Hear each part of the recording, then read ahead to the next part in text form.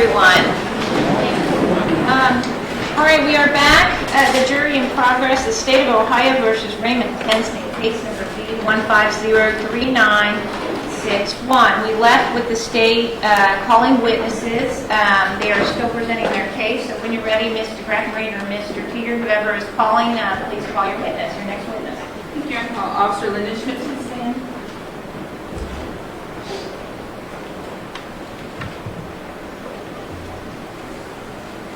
You do solemnly swear that the testimony you're about to give before this court and jury to be the truth, the whole truth, and nothing but the truth, so help you God. I do. Sit right there, sir.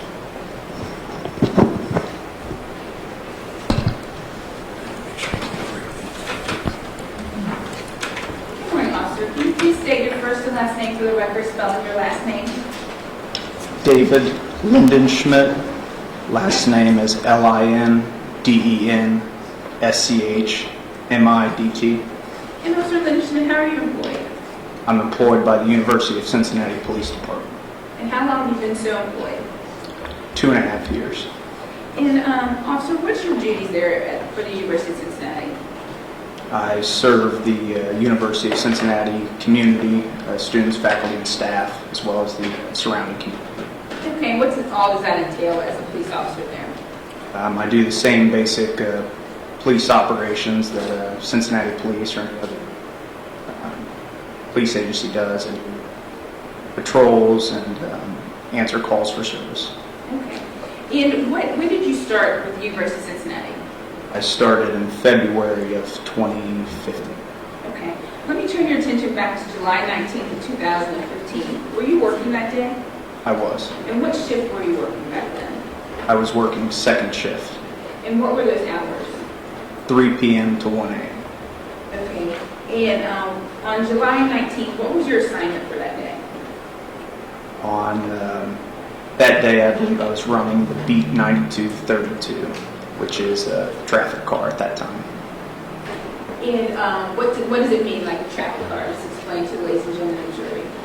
Our particular vehicle that we were driving has a license plate reader on it, so it picks up on people with warrants, a suspended license. It automatically reads it and tells us. So typically that car, we would just drive around the perimeter of the campus and the surrounding streets, looking for anybody that has warrants or things of that nature. All right. And on that day, were you wearing a uniform in a marked cruiser? Yes, I was. And you said you started in February, this was July. What was your role at that time? At that time, I was on field training, so I had another officer with me that was still observing what I was doing, making sure that I didn't have any safety issues. All right. And who was it, your officer at that time? Officer Philip Kidd. Okay. And does he have a name when he's working with you? What's that called? Oh, he's a field training officer, an FTO for short. Okay. And for you versus Cincinnati, you have an FTO. You just have one for your whole training, or how does that work? Typically, you have 3 different training officers. That way, you get different levels of evaluation. For our particular training, we have one officer for 4 weeks, a second officer for 4 weeks, and a third officer for 4 weeks on 3 different shifts. Okay. And Officer Kidd, he was in that process, what number was he? He was number 2. Okay, so he's your second officer, your training officer. All right. Was there also an officer, Raymond Tensney, working that day? Yes, there was. Okay. And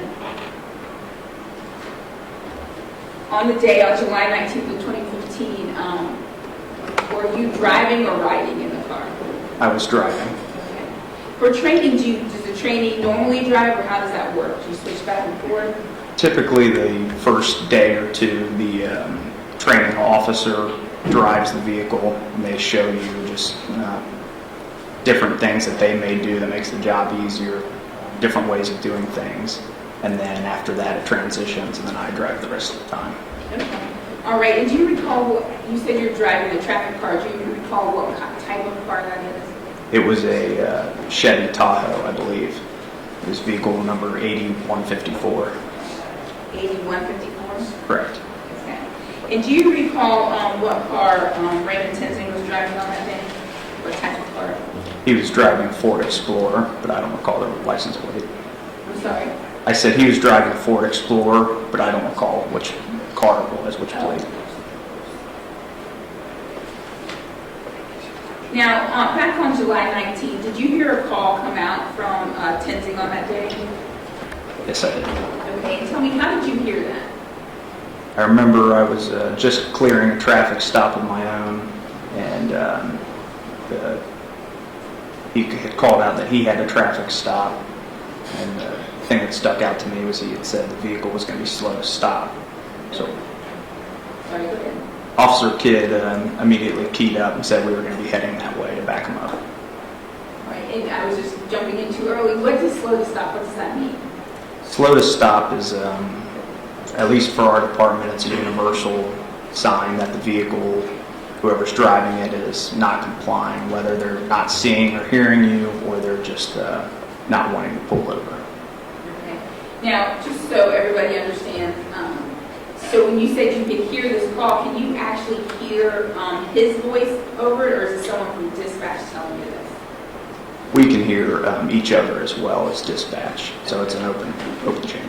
Okay, so you said you were clearing the stop. Take us from there. What'd you do? I believe our stop was on Corey Boulevard, actually right in front of our station. We heard the call come out from Officer Tenzing.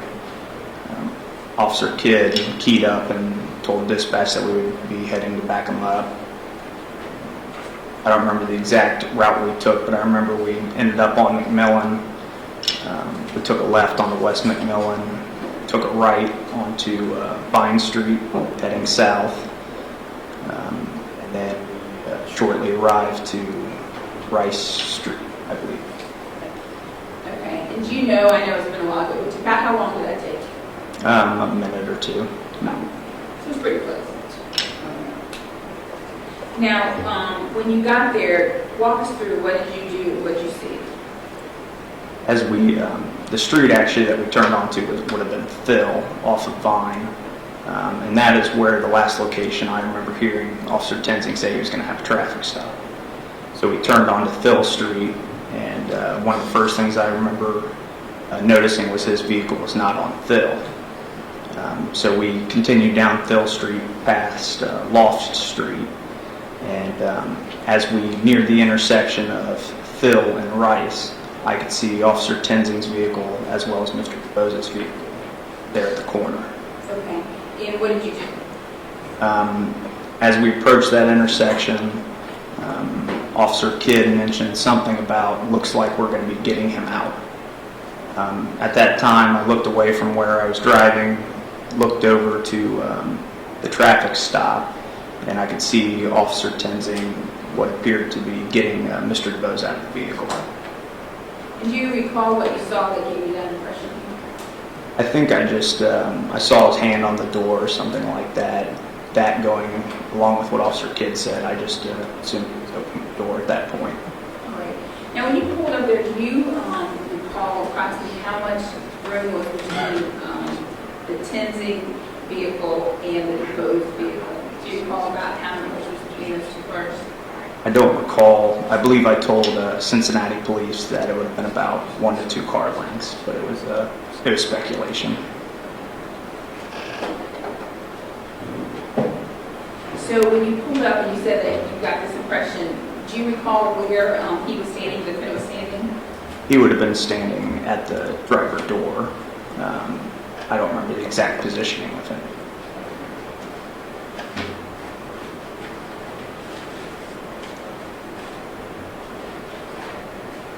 All right, I'm going to hand you what's been marked State's Exhibit 1C.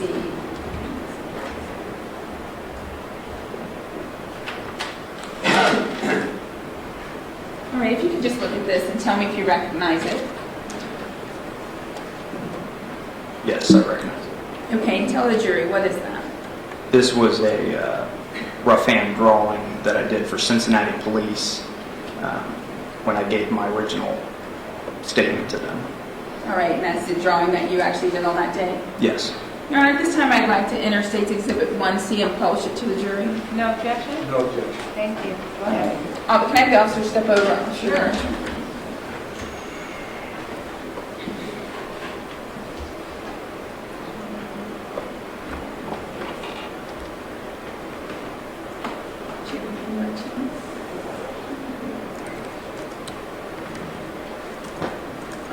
so if you could tell us, you said this is a rough drawing that you did? Correct. By that, do you mean it's not to scale? Correct. Okay. So go ahead and walk us through what you placed on your drawing. So this here, this would be Phil Street, and this would be Rice. At this intersection, this is where, once I arrived at the intersection, I could see that both Mr. Tenzing as well as Mr. DeBose's vehicle was parked there. My vehicle could not fit completely onto Rice Street, so my car was kind of straddling the two.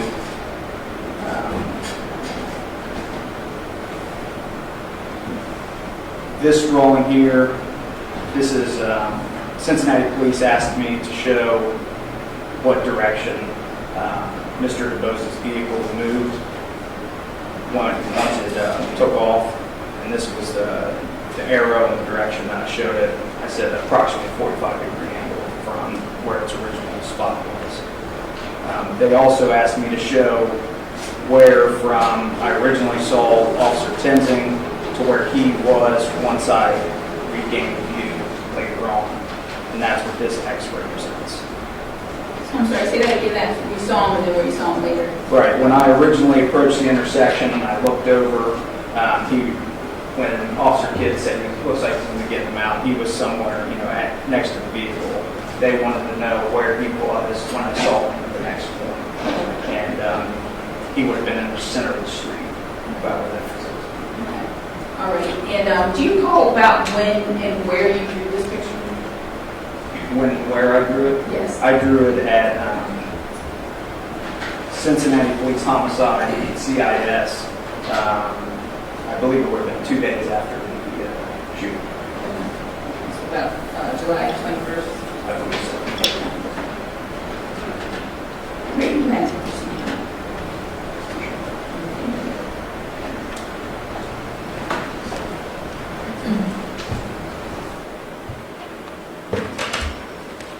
I'll share one more question. I'm not sure, you may have already explained this, and I'll just point it. I know you told us about the X moving. Did you tell us about the tensing and the arrow there? No, I wasn't sure if you wanted me to explain all of it right away without the storyline, but that is where, after the shooting had concluded, I went down to block the street. Several vehicles had already driven into the crime scene. The call that we put out was that there was a shooting at Rice and Valencia. So everybody was coming to that intersection, but nobody realized that the shooting actually occurred at Rice and Phil. So I went down to block the street as quickly as I could, and by accident I jumped into Officer Tenzing's vehicle to block it. Okay, so after the incident, then that vehicle was moved from its original location to approximately where you have it on the diagram? Correct.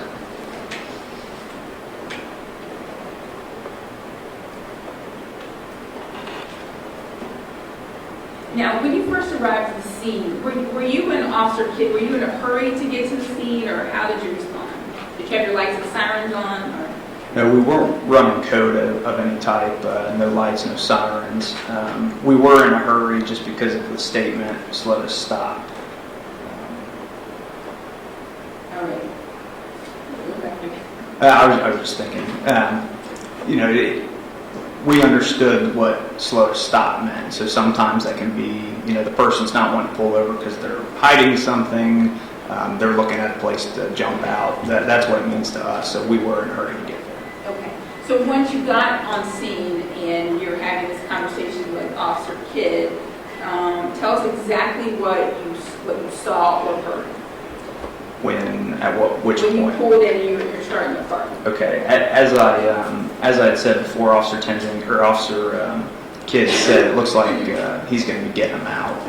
I looked over for a brief second and saw that he was trying to remove him from the vehicle.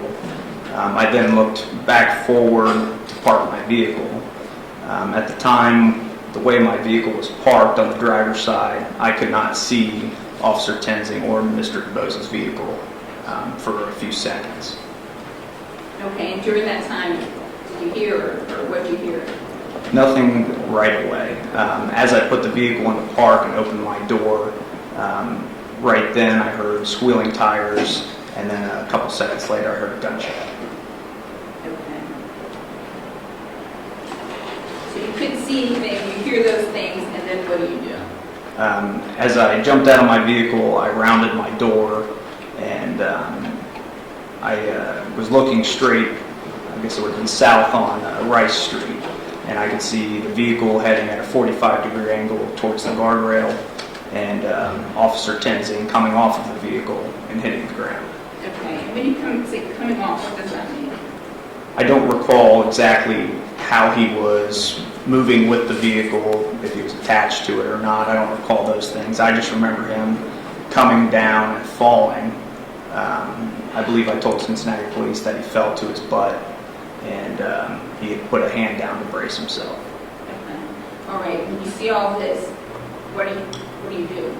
Well, originally, the way I had perceived it was that Officer Tenzing had been shot. I drew my gun and proceeded to run up the street towards Officer Tenzing. And as I got closer to him, I started asking, I said, "Are you okay? Are you shot? Are you hit?" He kind of looked at himself, said, "No, I'm good," stood up, and then the three of us proceeded south on Rice towards Valencia. Okay, were you able to get that close to him before he got up? I don't recall the exact distance from him. I would say maybe 10 feet, something like that. Okay. And at the time, were you wearing your body camera? Yes, it was. All right. And did you activate it? I activated it as we were running up the street when we got closer to the Mr. DeBose's feet where it had wrecked that. Okay. All right. I'm going to hand you what's been marked State's Exhibit 13. It's been a little bit, but do you recognize it? Have you viewed this previously? Yes, that's my body camera footage. And I'd like to enter Exhibit 13 and play it for the jury. No objection. Thank you. Go ahead. All right, just 1 moment. Does he need to step down to help? or- Not yet. Okay.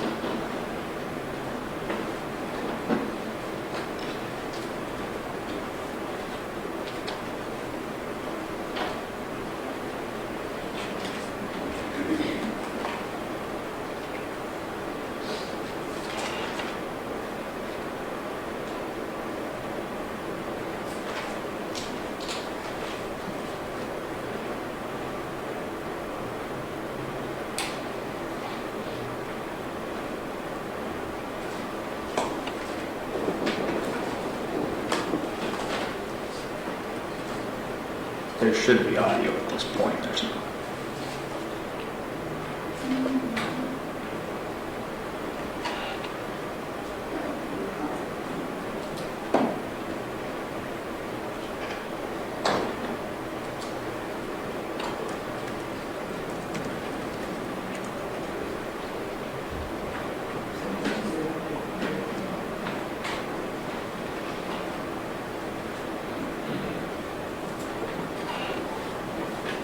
Thank you, Officer.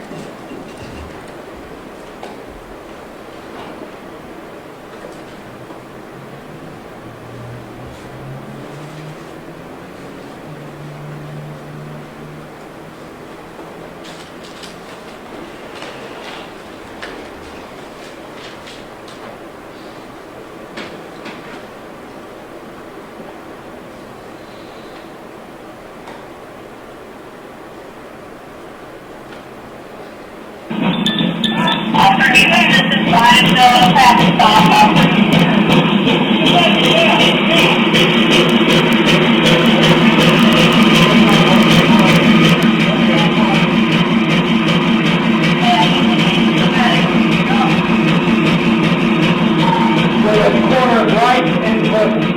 Valentina. Right, and where? Valentina. I thought he was gonna run me over. You okay? I'm good.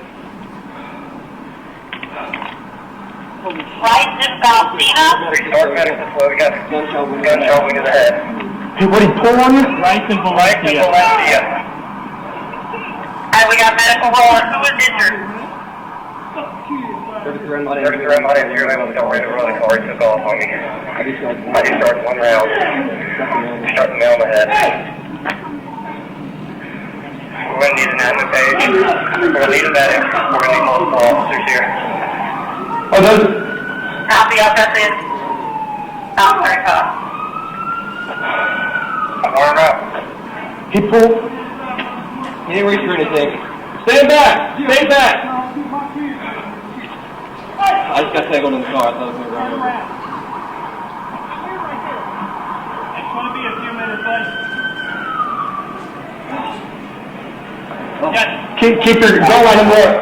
Stay back! Copy, trying to get it in. Go to the spot. This one's already there. Okay. Hey, Big Pro, you want to go block off that way? Do we have anyone down there? No. I'll go get it.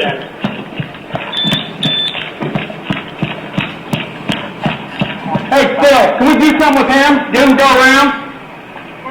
Yeah, just follow, go, you can go ahead. Yeah.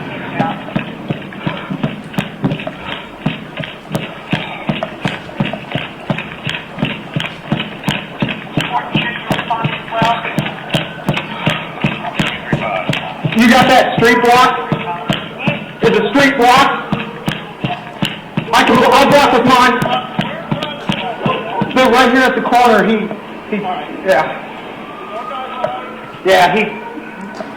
alright. He went down, but he's okay. 9220 is 37 channel 4, and that's a copy of that.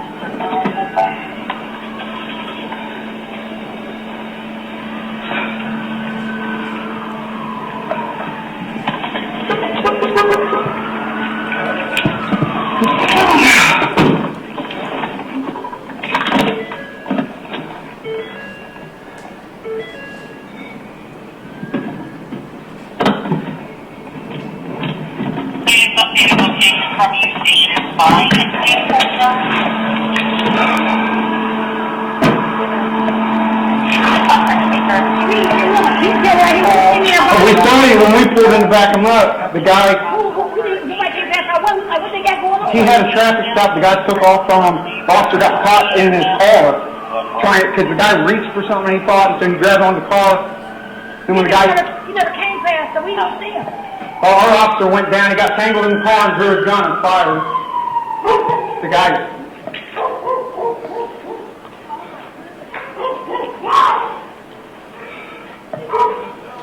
It's 10 feet.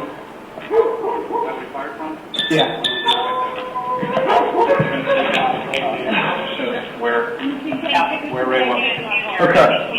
We have some if you don't. Hey, Max, these are 10 things.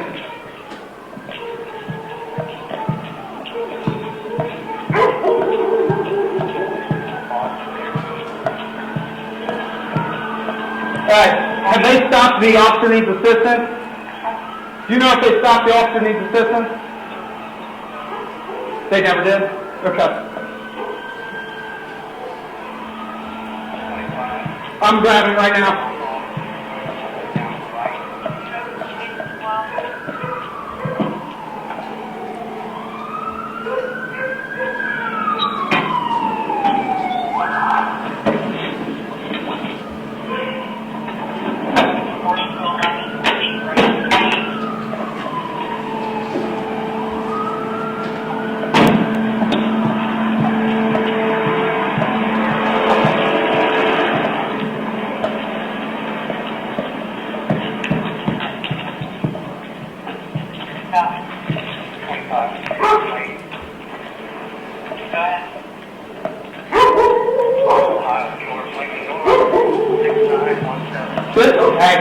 This right here is the crime scene. This is where he shot me. Yeah, right here.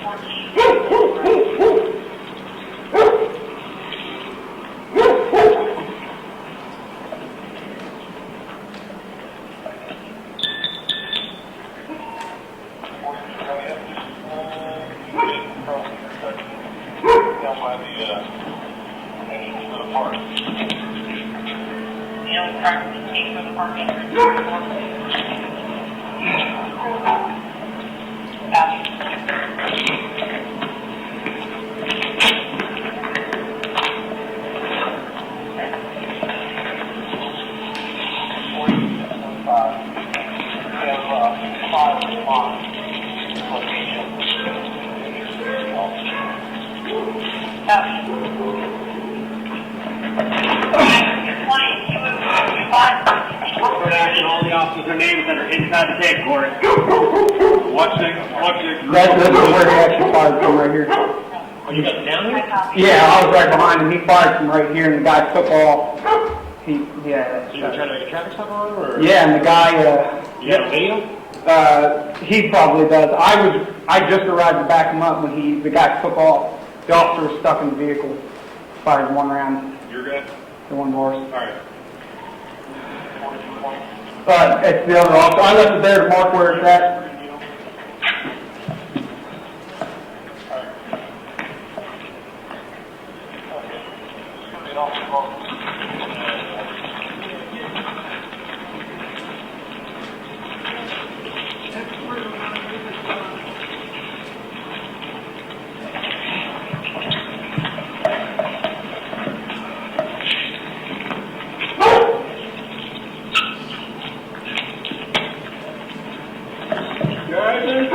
I'm good. Live well.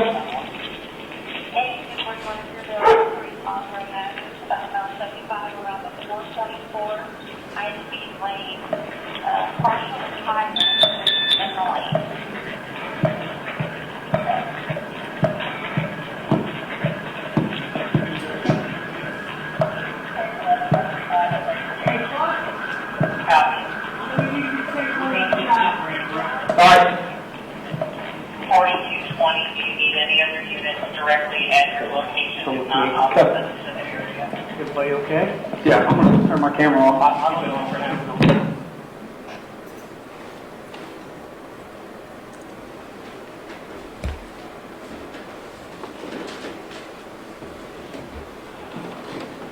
Okay, officer, does that fairly and accurately depict your body cam video from July 19th, 2015? Yes. All right. And officer, at the very beginning of the video, at the top of the hill, who are those two officers who were standing there? Officer Kidd and Officer Tenzing. All right. And the taller of the two is Tenzing? Now, when you get to the top of the hill, you can be heard saying, did he pull on you? And I think you said that twice. Did he pull on you? What did you mean by that? I was inquiring if he had pulled a gun on him. Okay. And did he ever answer you? The first time he didn't. I don't know if he couldn't hear me over the car or not. Once he turned the car off and came back around, I asked a second time, and he said no, he didn't pull a gun on me. Okay. Now, at that point, I know it's kind of a hectic situation, but did you notice any injuries on the defendant? No, I didn't notice him. Okay. And did you notice any damage to his uniform? No. Okay. And then pretty quickly, you start to take control and you decide to run back and walk off the street. Why did you do that? Like I had said earlier, two of our own UC vehicles had driven up through the actual shooting crime scene up to Rice and Valencia. So I had seen that, and it just hit me. I was like, I got to block that street as quick as I can. Okay, so you hustled down there, and then you ended up moving the defense car by accident? Correct. Okay. And did you move anything else during the time when you were down in that area? Yes, I picked up Officer Tenzing's flashlight before placing it back down in the area where it was before. Okay, you put it back generally where it was. Okay. And then we see you putting up some yellow tape. Can you explain to ladies and gentlemen jury why do you do that? It's just to give people, civilians, obviously they'll see the crime scene tape and you would think that it's a sign to them not to cross it, but they do it anyways. And then for our own officers as well, because even after I had blocked the street, a Cincinnati car tried going around my car to get through.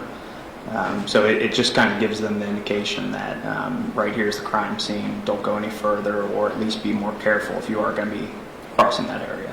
Okay. So you really didn't want any cars going through the area, but actually quite a few cars kind of went through the area before you did. Yes, I believe at least 4, 3 police cars and 1, the maroon Jeep. And on the video, I think we can hear you later saying that the officer was tangled in the car. Did you see the defendant tangled in the car at any point in time? No. Towards the end. And then you also, when the other Cincinnati police officer asking you, what's going on, trying to get what's going on, you say something to the effect of, this is exactly what, he took off on the officer, he took off, the officer got caught, the guy was reaching around for something. Did you see any of those things happening? No. And where did you get those from, those statements? The part about him being tangled in the car, I was just reiterating what Officer Tenzing had told me. And then the reaching for something was probably just my own mind still trying to make sense of what all was going on. It was pretty chaotic. So what was the first thing that you saw after you, I think you said your feet was blocked, so after you heard the shot, what was the first thing that you saw? As I rounded my door, I could see the vehicle heading at an angle towards the guardrail. I had told Cincinnati police that it was approximately a 45-degree angle. And then at that point, Officer Tenzing was also falling to the ground, and he hit the ground. Okay. And did you see the defendant with a gun prior to when he was on the ground? I saw it once I was approaching him. My focus went to his hands, and then I could see that it was in his right hand. Yes.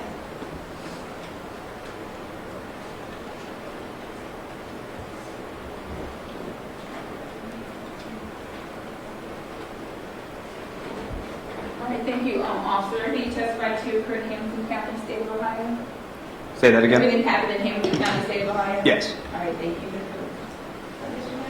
Thank you, Your Honor. Officer Lyndon Schmidt, you indicated that your first involvement in this was when you heard Officer Tenzing announce call out a traffic stop, correct? Correct. What did you hear specifically? The part that stuck out to me the most was he was going to be slow to stop. Did you hear him say where the stop was going to occur? I heard Phil off of Vine Street. Were you familiar with that area? Somewhat. Did that raise any red flags in your mind? Yes, that area in particular has a lot of violent crime. We had been instructed that area, if you end up in that area, to be careful. A lot of shootings happen there, and there's a street gang in that area as well.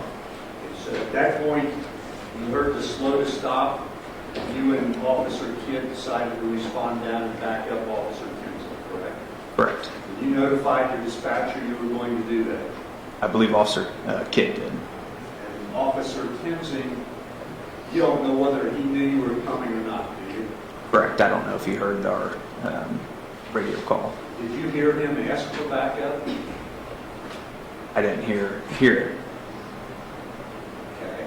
Now you testified that you drove down Vine Street to Phil, correct? Correct. Turned left onto Phil, Yes. and that's where you expected to find Officer Tenzing, the vehicle he was stopping, correct? Correct. Okay. They weren't there. Correct. You proceeded on up the hill on Phil Yes. to Rice Street. And as you got to Rice, you saw Officer Kensing's police cruiser stop right about the corner, correct? That's correct. And did you make any observations about the car that he had stopped? No, I didn't make any observations of it. Did you see a silver car parked in front of the car that Officer Kensing had stopped? No, at that time, I did not see that vehicle. And the first thing you saw, if I recall your testimony, is, or the first thing you heard was Officer Kidd say, looks like he's going to be getting him out, correct? That's correct. And did that cause you to do anything that you wouldn't ordinarily do? We were just speeding up to get out of the vehicle a little bit quicker so we can get up there. Okay, and from your body camera video, it looks like as you got out of your cruiser and came around your door, Officer Kensing's already farther up the hill on Rice Street, correct? That's correct. And he was on the ground at that point? Yeah, he was just coming off the vehicle when I saw him. He was falling backwards and he hit the ground. Okay, and was that part not captured on your body camera video? Part of it is captured. I know there's a screenshot where he's laying in the center of the road or beyond the center of the road. That is after you saw him fall off the vehicle, correct? That's correct. Is there anything on your video that shows him attached to the vehicle or falling away from it? Not that I'm aware of. And that's because the video only captures the 30 seconds prior to you activating it, correct? Yes. Would it be fair to say on my part that from the time you got out of your cruiser to the time that you saw Officer Kensing picking himself up off of the street was just a matter of seconds? That's correct. And there was a lot going on, correct? Correct. Did you notice a male individual walking up the side of Rice Street as Bo's car is moving away? No, I wasn't focused on him. I've seen it in the body cam footage, but I didn't recall it at the time. Did you notice a car coming northbound on Rice Street? No. As Officer Kensing was laying in the street? No, I also have seen it from my body cam footage, but I didn't recall that at the time either. Can you explain to the ladies and gentlemen of the jury why you wouldn't recall those things? Sometimes in a critical incident, your focus, you kind of get tunnel vision. And so, I'm looking at one thing in particular to see, if my fellow officer had just been shot. That was my first instinct. So I was focused on him. As I got closer to him, he said he was, okay. So my vision went back to the car. Everything in my peripherals just kind of faded away.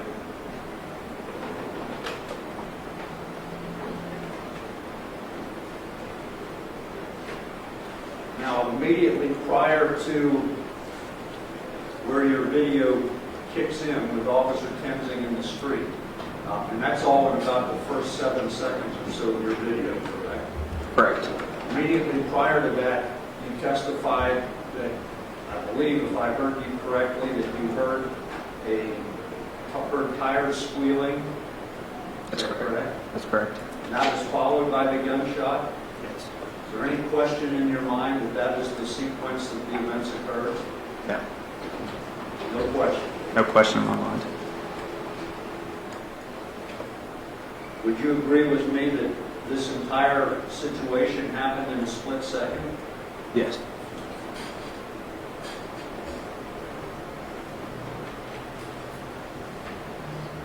Now, if I heard you correctly, you said you saw Officer Kensing attempting to open the car door, correct, with Mr. DeVoe's car?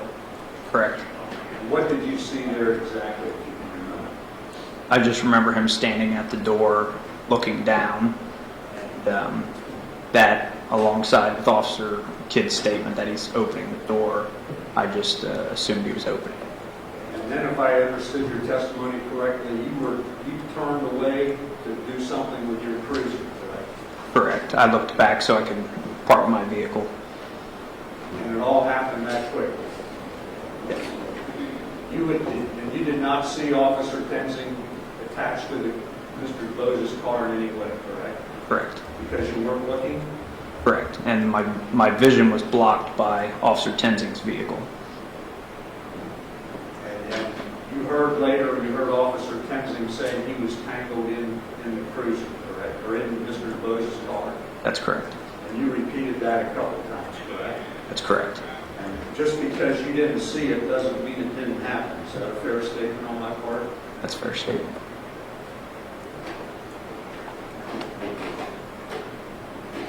Now, Mr. Graffenreid asked you if you noticed any injuries on or about Officer Tenzing's person after you got up and raced in Valencia Street. I believe you said you did not.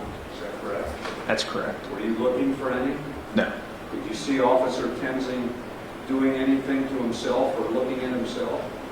Yeah, twice. When once after he was getting up off the street, he kind of looked at himself, and then after he had shut Mr. DeBose's vehicle off at Rice and Valencia, he also again was looking down at his arm, and I think he was holding his arm at one point.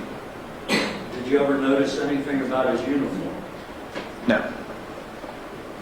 Can you describe to the ladies and gentlemen of the jury what Officer Tenzing's mood seemed to be? At the time of the after the shooting, Well, when you first contacted him, or when you got up to Rice and Valencia, for instance, he was in shock. I think we all were. He was pale. He was, we were all in shock. did he do anything to indicate that he was happy about what had just occurred? No.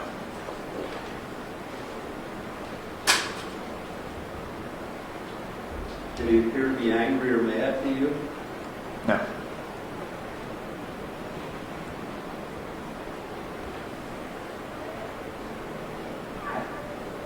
Did you and Officer Kidd and/or Officer Tenzing ever get together and discuss what you were going to say happened? No. Did you ever see your body camera video before you talked to the Cincinnati Police Department? No.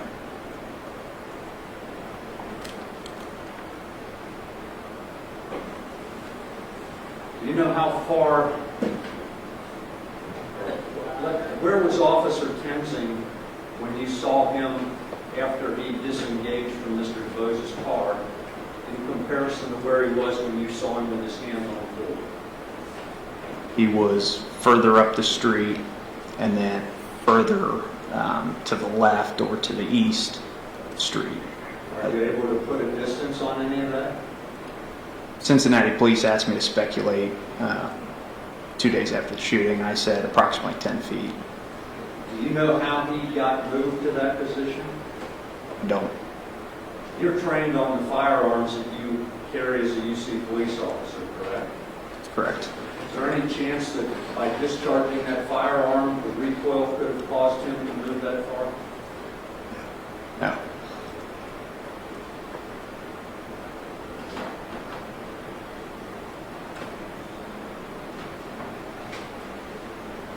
Did you observe the bottle that was in the street after this incident ever on the roof of Sam DeBose's car? I didn't notice it on the roof, but I did notice it in the street as I was going back down to block off. And I believe you also obviously noticed Officer Tenzing's flashlight, correct? That's correct. Do you know where that was with reference to where Officer Tenzing was when you first observed him? It was also further up the street and more to the center. And in the video, in your body-worn camera video, we see you picking that flashlight up after you returned back down to move the cruiser, correct? That's correct. And did you put that in the same spot that you initially observed it? Not the exact same spot, but very similar to where it was before. You didn't move it a number of feet either way? No, I think I took 2 steps south, turned around, took 2 steps north, put it back down.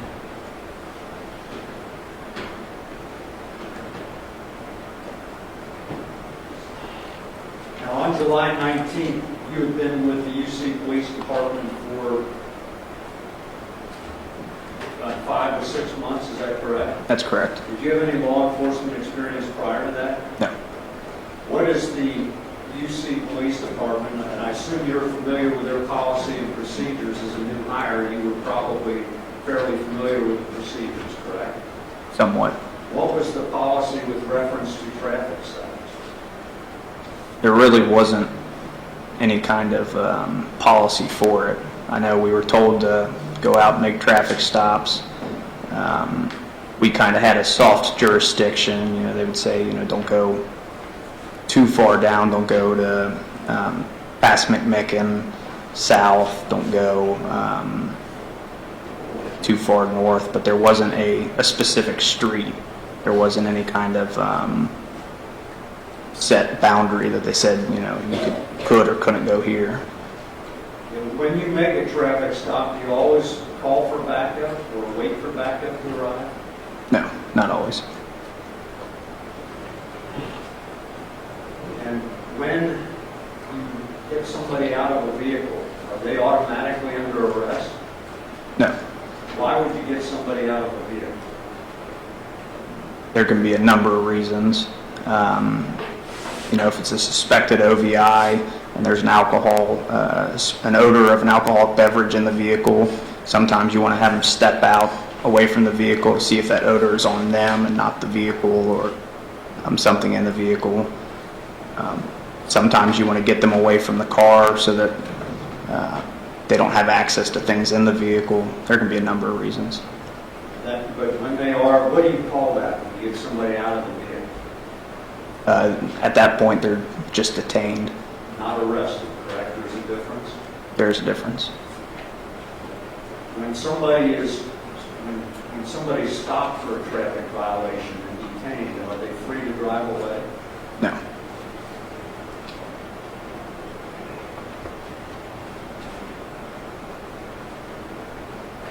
You have to qualify with your service weapon, correct?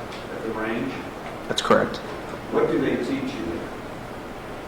They teach us everything from shooting on target in the preferred area to reloads to drawing from the holster, anything, everything. What do you mean by shooting on target? There's a standard for the state of Ohio every police officer has. There's specific targets that has a gray outline, and that's called the preferred area. It's where they would, if you're aiming and shooting, that's where they would prefer the rounds to go. Where is that? What part of the body? It has a silhouette. Well, it has two different gray colors. One is the chest going down to the stomach, up into the head. And are you taught at the range to shoot to kill? No. What are you taught? To stop the threat.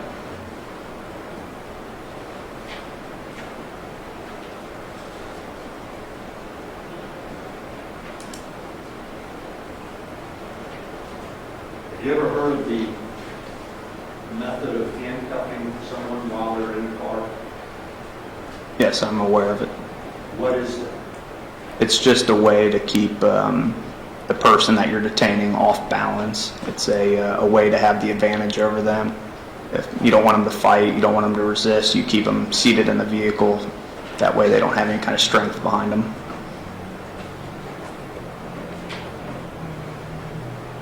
And has anyone told you since you made your statement to the criminal investigation section that you needed to back off of anything that you said as far as what you observed on July 19th?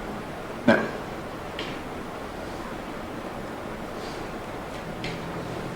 I've got nothing further. Thank you. Ms. Gregory, is anything on redirect? Yes, Your Honor.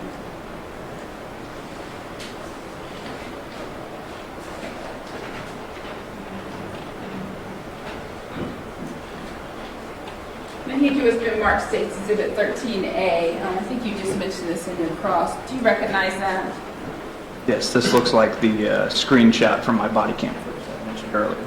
Okay, and whose hands and gun is that in that screenshot? Mine. Okay, is that a true and accurate screenshot from your body cam video? Appears to be. All right, thank you. Your Honor, I'd like to enter Exhibit 13A and publish it to the jury. Any objection? No objection. Thank you. Go ahead. Okay, you mentioned this a little bit earlier. So, to just tell us, this is just a screenshot from your body cam video? That's correct. All right, and there's a figure or something that's in the road right there. Can you tell us what is that? It appears to be Officer Tenzing. Okay. And the car that's right here, the white UC vehicle, whose vehicle is that? That would be Officer Tenzing's vehicle. Okay.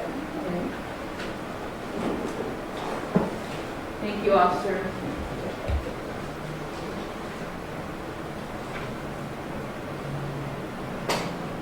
I have no further questions. Thank you.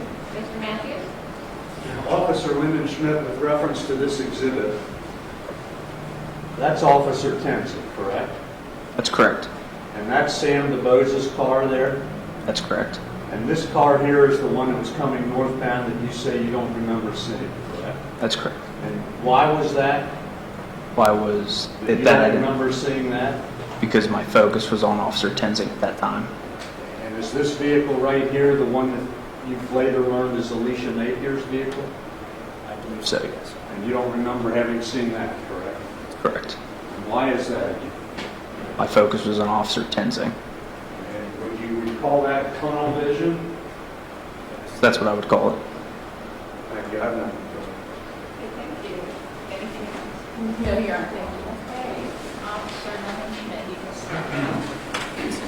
Thank you. We'll leave your excuse this time unless the attorneys would like you to stay. No, you're on. Okay.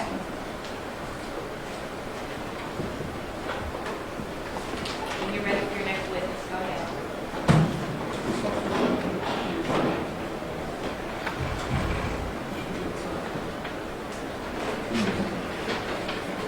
Should be outside.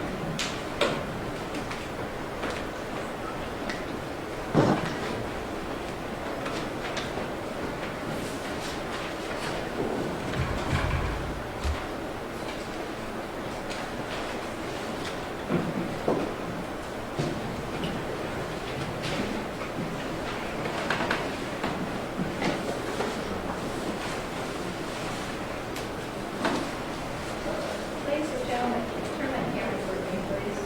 Ladies and gentlemen, you may stand up and stretch while we're waiting here.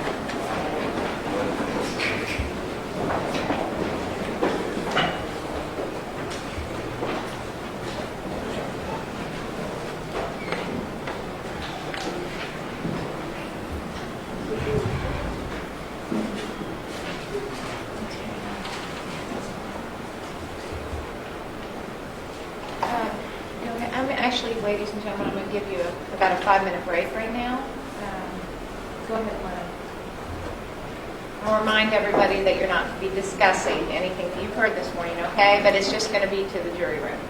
All right. Always.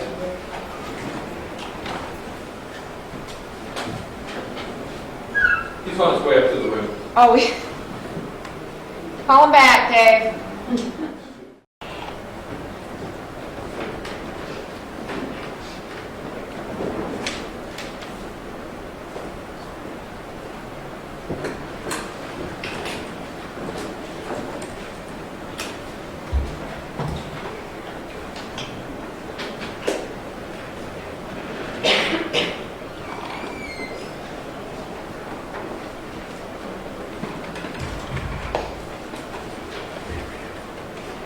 You do solemnly swear that the testimony you're about to give before this court and jury will be the truth, the whole truth, and nothing but the truth, so help you God. I do.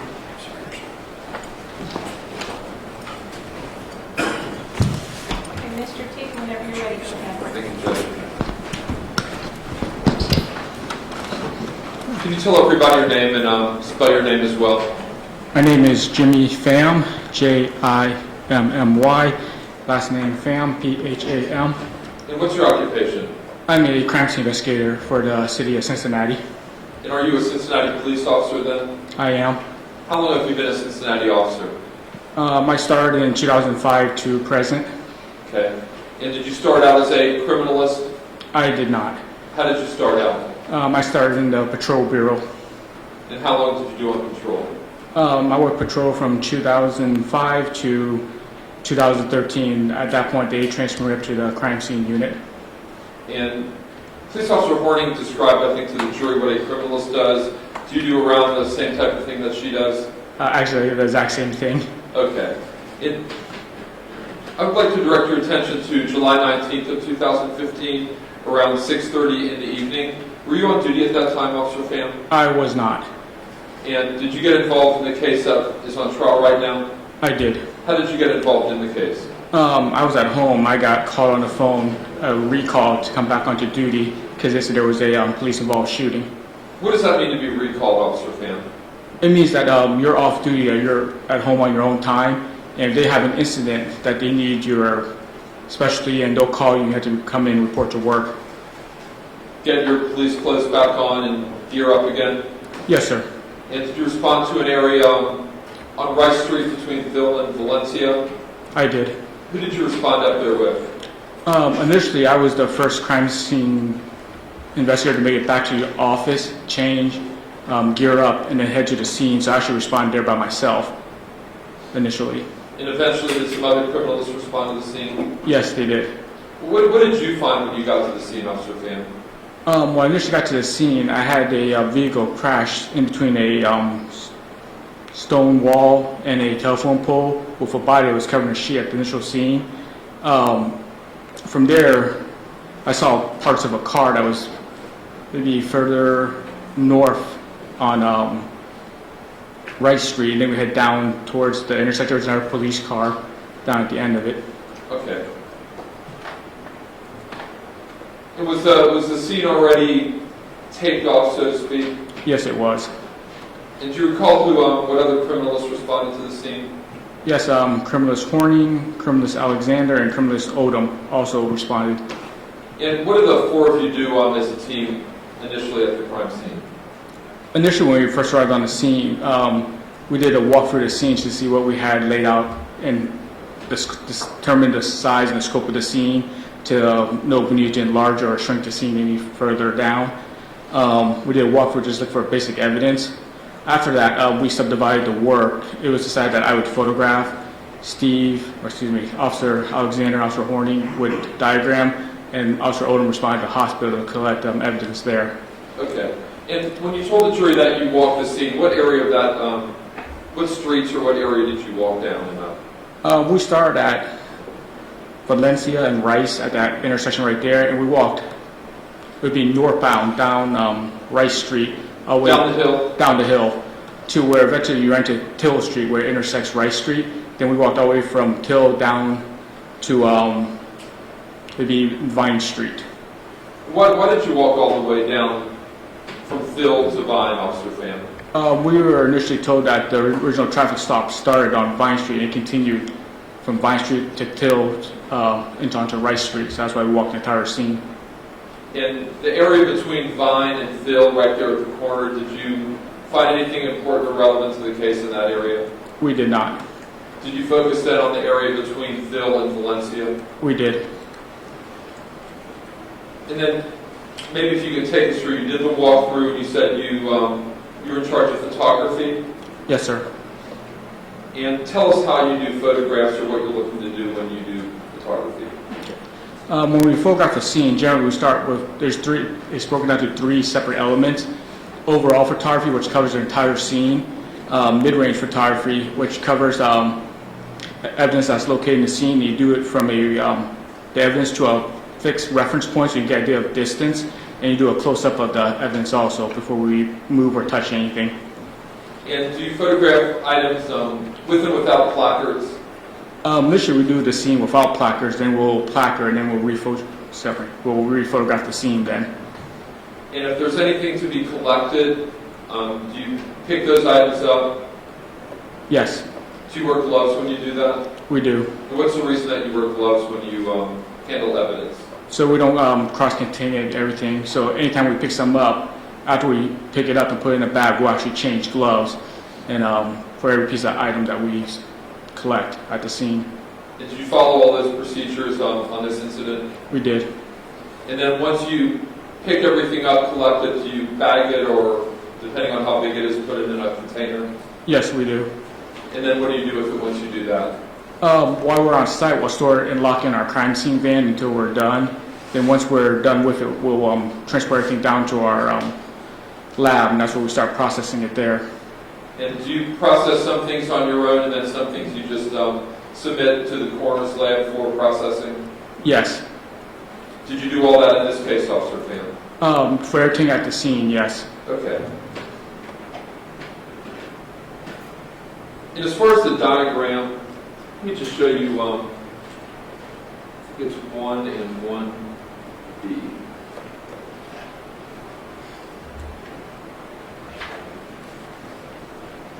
First would be State's Exhibit number 1. Do you recognize that item? I do.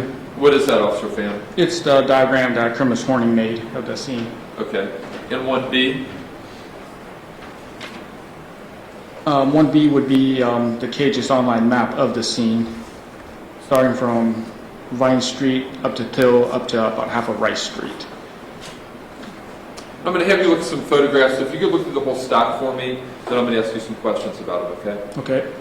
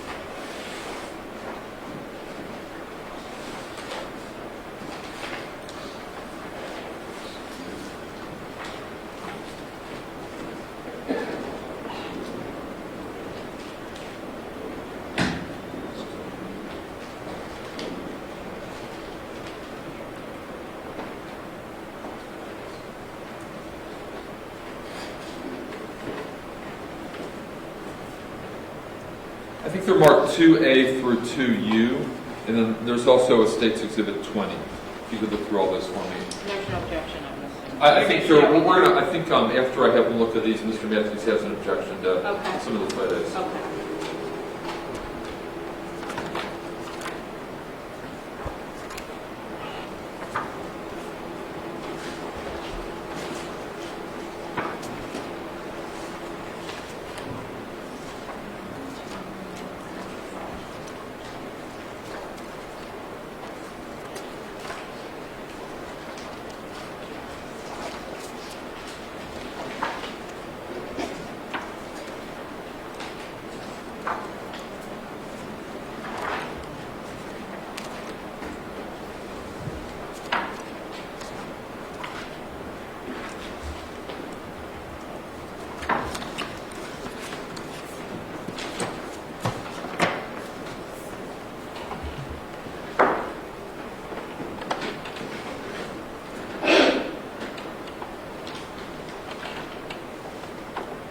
You had a chance to look at those, Officer Pham? Yes, sir.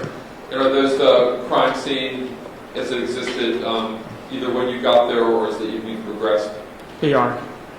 Judge, I would ask to admit 2A through 2U and also Officer, Exhibit could 20. you hand this to me, please, because I don't really know what you're looking at. Okay, Mr. Judge, Matthews. I would object to 2A, B, and 2A E. E and E. and, sorry. And did he take, what is your, can you guys come up here?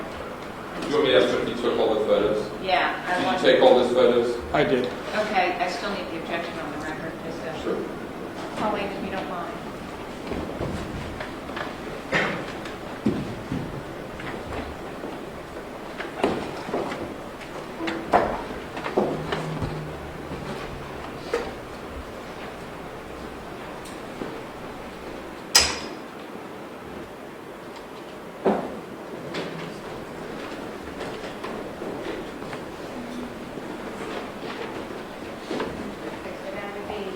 I think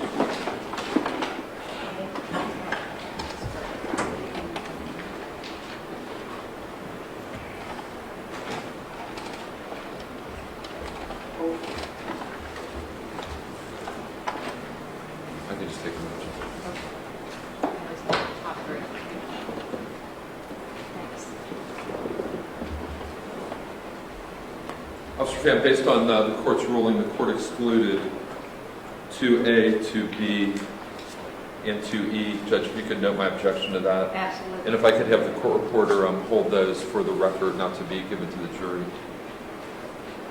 So everything else is admitted, Judge. Yes. Judge, could I have Officer Pham get off the witness stand Yeah, and explain these photos for me? Thank you.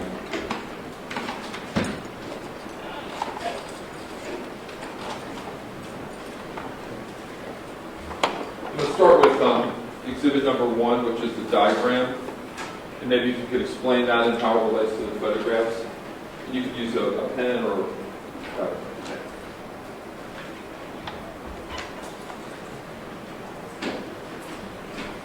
This is a bird's eye view of the original crime scene. You see Phil Street here and Rice. A little louder. I'm sorry. You see Phil Street here and Rice Street. It runs from, this would be north, and it would run southbound this way. Number 1 is University of Cincinnati patrol vehicle. Number 2 would mark off where the gin bottle was found. Number 3 would mark off where a flashlight was found. 4 is damage to the guard railing. Number 5 is a piece of the bumper from the Honda Accord. And number 6 would be where the Honda Accord actually came to rest in between the telephone pole and the wall. And number 7 was just the shell casing we found at the time on the floorboard of the vehicle later on into the night. And starting with 2C.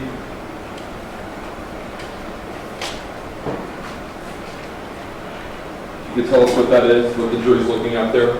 2C is a view of inside the car. If you were standing at the passenger side front door and looking in up towards the ceiling, that's what you're seeing right there. 2D. You can just put on top of it.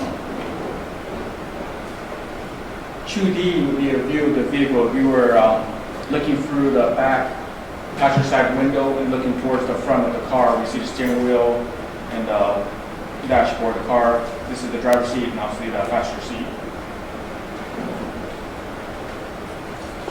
2F. 2F would be, let me refer back to the diagram real quick. 2F would be down here on the northern part of Rice Street, where number 2 and 3 are right there. 2 and 3 mark the gin bottle and the flashlight found in the roadway. And you'd be looking up the hill there? That is correct. 2G. 2G would be the view on Rice Street. You'd be staying at approximately here on Rice looking northbound. So you see the manhole cover, the flashlight, the gin bottle in the police car. Here in the picture you can see them right there. The flashlight, gin bottle in the vehicle. So looking down the hill there? Yes. 2H.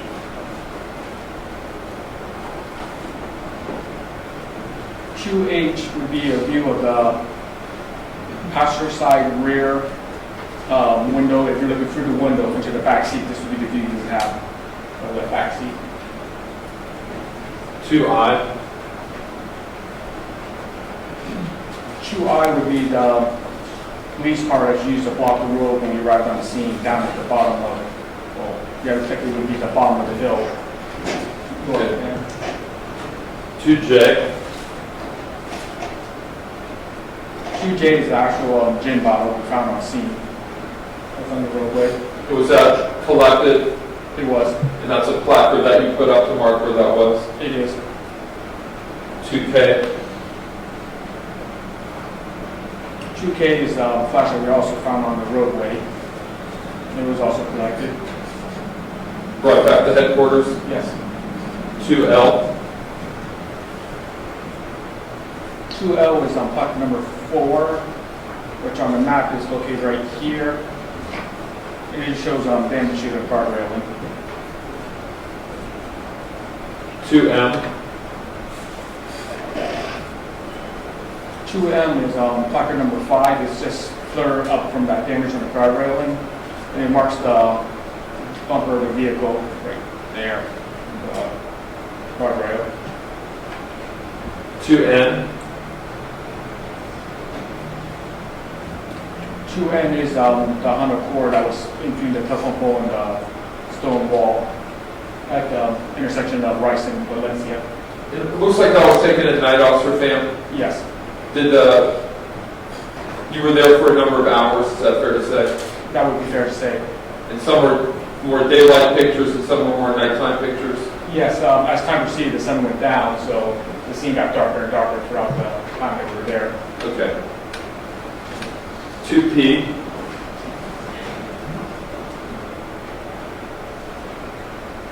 Would be, let me show you on the diagram. It would be approximately right near the bend of the road right here, and I have my camera pointed down, or actually down the hill, but north, to get a scene of Rice Street down to where you see number 1, the police car, at the bottom of the hill. 2Q. 2Q is me staying at the bottom of the hill and photograph up, so I'd be a little bit behind the flashlight, which is plaque number 2, so I'll be staying approximately here and photographing up towards the top of the hill.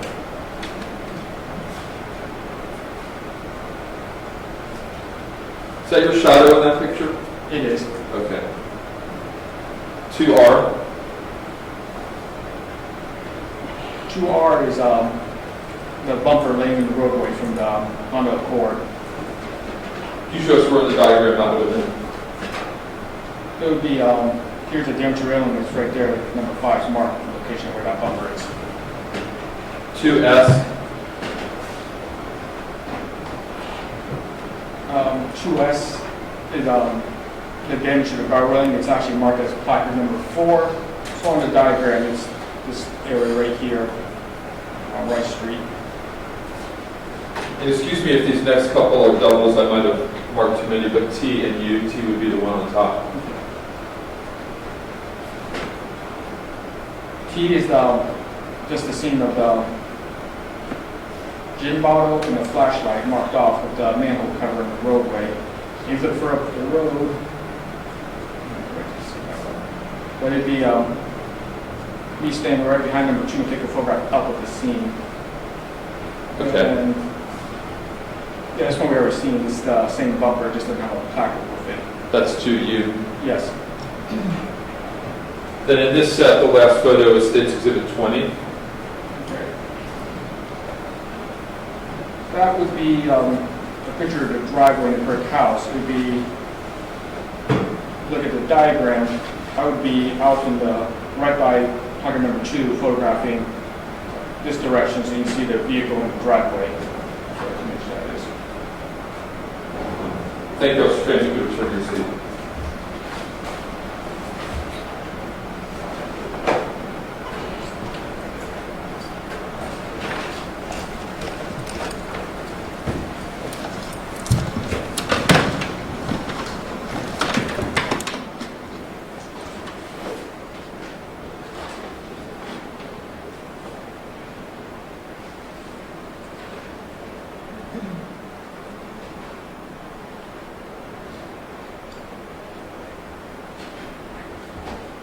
It's marked on State's Exhibit 3B. Could you describe to the jury what that is? Or maybe tell me what that is? It's the original gin bottle was found on scene that was marked off. And this is a smaller bottle attached to it. It's a sample of the fluid that was in there that we sent to the lab for testing. Judge, I'd like to, I know it's already being displayed, but admit it. No objection. Okay, maybe. So the actual bottle was what you photographed and picked up, and then the smaller vial is like a sample of that? Yes, usually we try to leave it in the bottle, but we transfer it to a smaller bottle because the bigger one leaked. Okay. 4B.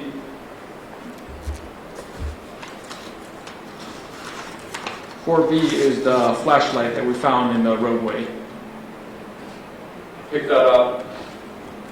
Mark took it back to your headquarters and maintained it as evidence in this case? Yes. Okay.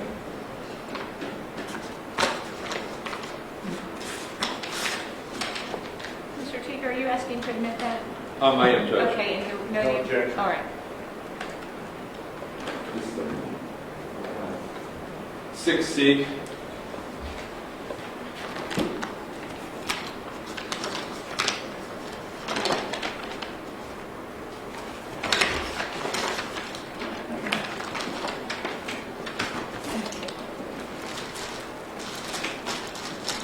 Is the red hat that we found in the backseat of the vehicle.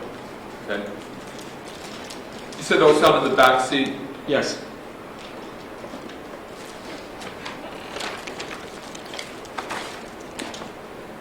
And as far as these bags, Officer Pham, are these just regular CPD evidence bags?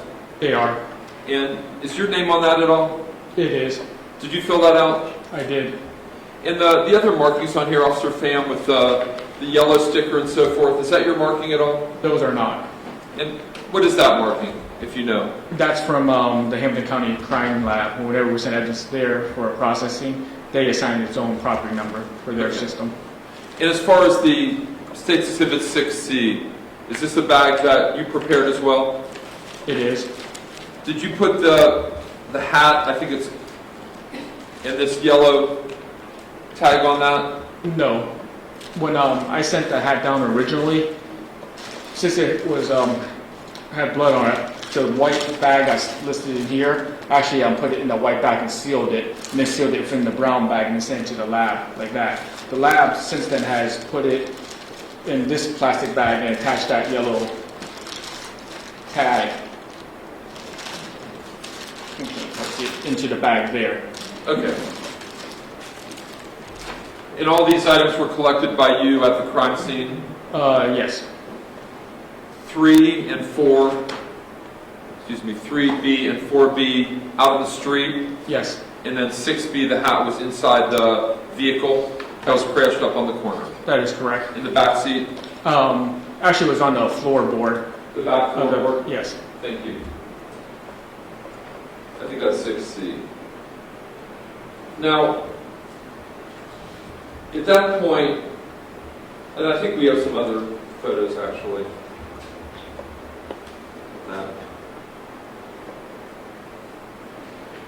What is worth?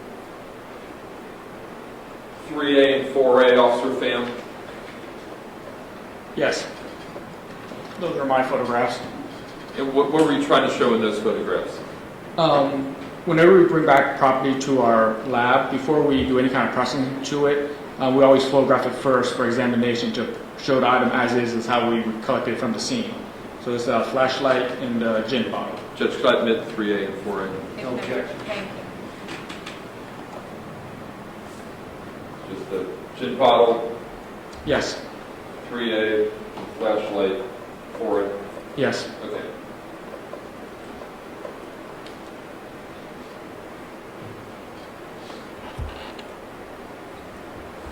Now, at a certain point, did you realize that the victim in this case, Samuel DuBose, was killed by means of a gunshot? Yes. And was it your understanding that the weapon was a semi-automatic handgun? That is correct. And as a result of the weapon being a semi-automatic handgun, what were you looking for? Generally, when a semi-automatic handgun is used, casing is discharged from the weapon every time the trigger is pulled, and so we're looking for a shell casing and a bullet at the scene also. Did you look for a casing and a projectile then at the scene, Officer Pham? I did. Could you tell the jury what results you reached and how you looked for those items? We were advised that the initial shooting took place down the hill on the northern part of Rice Street. So from there, we would walk through the scene looking for where a bullet or a shell casing would end up. So we searched the area first visually, and then eventually we moved on to metal detectors to see if we could find it. Since when a semi-automatic handgun is used, a shell casing is generally ejected to the right side of the handgun. So we looked on that side of the street, and that included the roadway, the gutter, as well as part of the tree line on the other side of the guard railing to look for any possible shell casing, as well as the other side of the vehicle to see if a bullet would have exited into the grassy area of the front yard of a house and near that driveway that was in the picture. Did you even look for like bullet holes in the house? We did. Were you able to find the projectile at the scene that evening? Not at the scene, no. It wasn't until later we found it. Okay. And tell us about your search for the casing then, Officer Pham. I said we searched the entire roadway, the wooded area, and by the guardrail. Visually, they were metal detectors. We never found it. So generally, right before we had the vehicle towed from the scene, when we were nearing our completion of the scene, we looked in the vehicle real quick to determine it was in there. We need to continue to search into the night to see if we find a shell casing. We actually found a shell casing inside the vehicle. Where did you find the shell casing?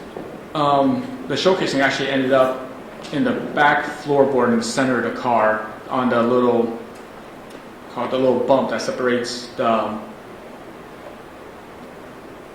When you sit back in the back seat of the car, you have the person behind the passenger and the driver. On the floorboard, they have a little bump, and the shell case is actually right in the center of that bump on the floorboard. And just so I'm clear, Officer Pham, there's and I'm using extreme layman's terms, but if you've got a bullet that comes out of the end of the gun, and then like what it's housed in, the casing flies off, usually say to the right? Yes. Okay. So you're looking for the actual projectile or bullet, but you're also looking for like the empty casing, what it used to be in before it would have been fired? Yes, we were looking for both actually. And you told the jury that you looked for those down there by that house on the corner? Yes. Unsuccessful? That is correct. And is the casing sometimes hard to find? Yes. Why would that be? Generally, shell casings are small. When they're ejected, it can vary depending on the firearm used and the ammunition of how far it can eject out. And a lot of times, casings, they get ran over, stepped on, kicked around, and they can get kicked down sewers into the woodway or just stuck in someone's boot and they can walk off the scene with it and we never even know. So if there may have been cars that went through the crime scene before you got there or people walking, you might have never found the casing? Yes. And as time went by, you decided to look at the car then? Yes, generally when we have a vehicle that's involved in a crime, we'll secure the vehicle, tow it to our impound or our processing garage where we'll process the vehicle in there. Since it was late at night and dark, we wanted to make sure that the bullet wasn't anywhere else, so we searched the car to determine whether or not we need to keep searching the actual scene to find the bullet or casing. And during that search, we found the casing inside the vehicle. And as far as the window of the vehicle that had crashed up on the corner, the driver's side window, was that up or down, Officer Pham? That was down.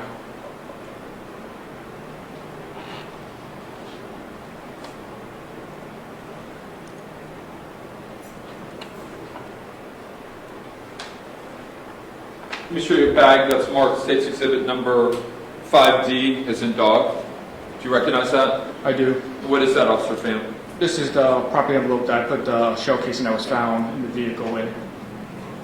You filled that out as well? I did. What's inside 5D?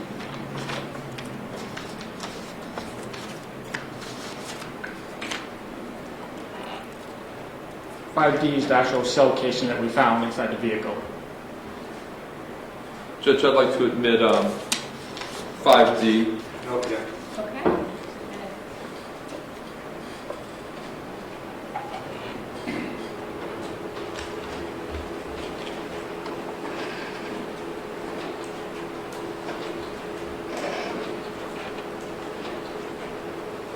So first we're looking at the bag, Yes, and that's your name on there? it is. Okay.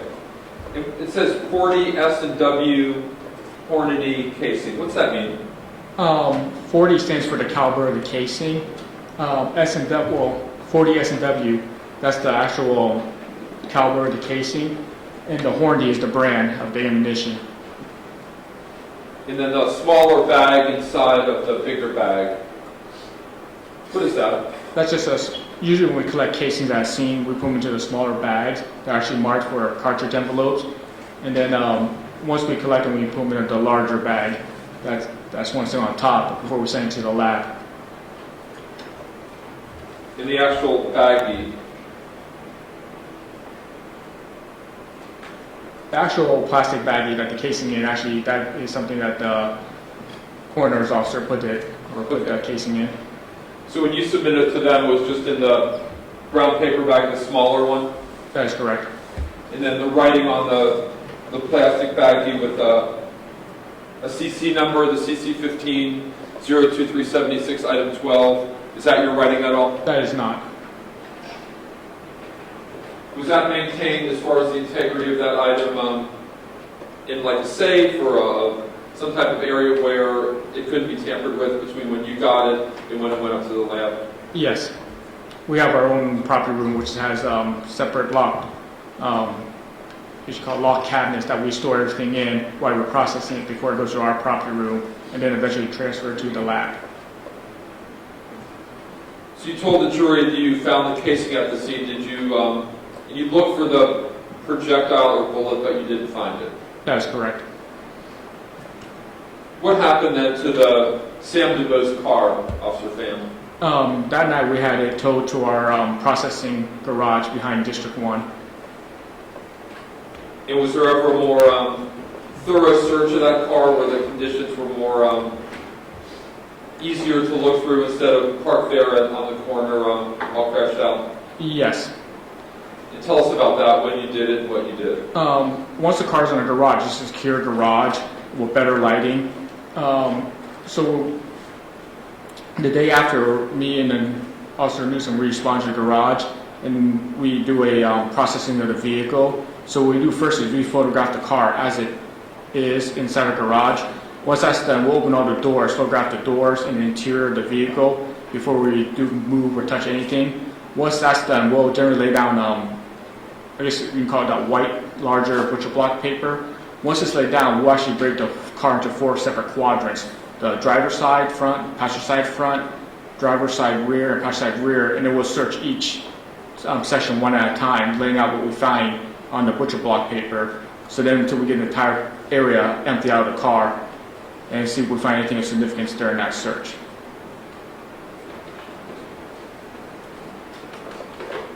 I had forgotten in my order here to show you a couple photos, 5A and 5B, and also 6A and 6B.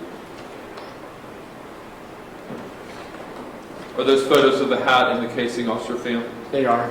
Judge, I'd like to admit and display 5A, 5B, 6A, 6B. Okay.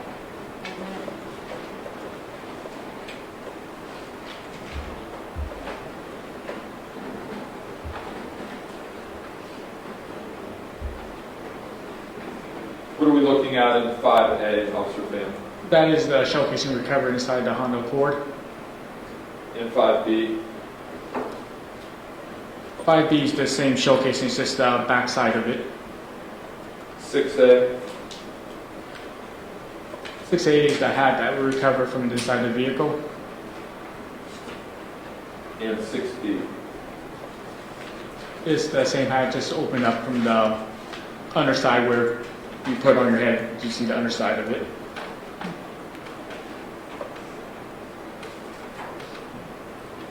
Sorry to get out of order there. So you're at the car, and tell us about what, if anything, you found inside that vehicle. The initial search of the car, other than blood, we found the hat that we retrieved. The casing we found that night. This bags of marijuana, various medication bottles.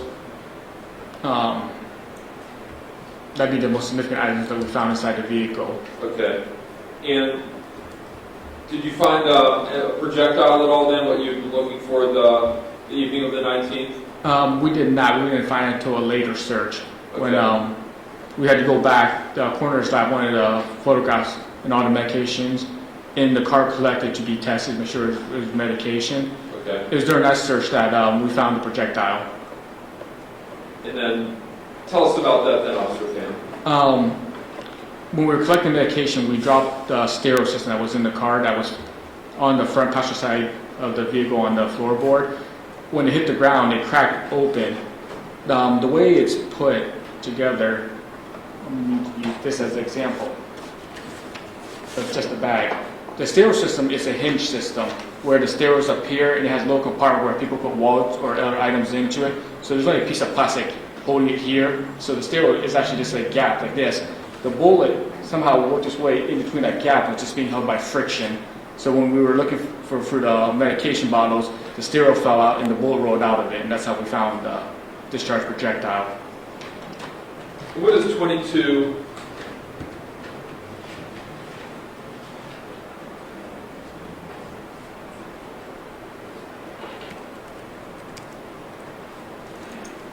What is 22A and B, Officer Pham? 22A and B is the actual driver's side door from the Honda Accord. Would that help you in understanding where the projectile was found or not? No, it wouldn't. Okay. Thank you. Tell us again about the projectile. Was it in which door was it in? Actually, can I see the original picture that I shown where the radar was Sure. initially?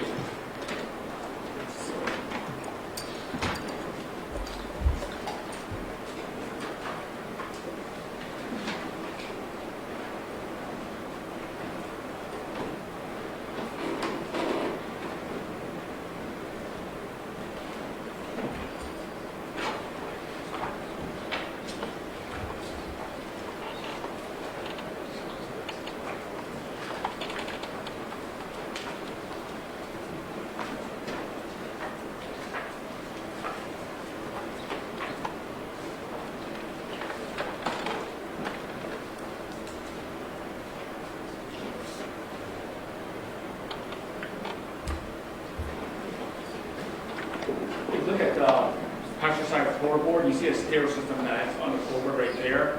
The projectile was actually inside that stereo system. Thank you for clarifying that, Officer Pham.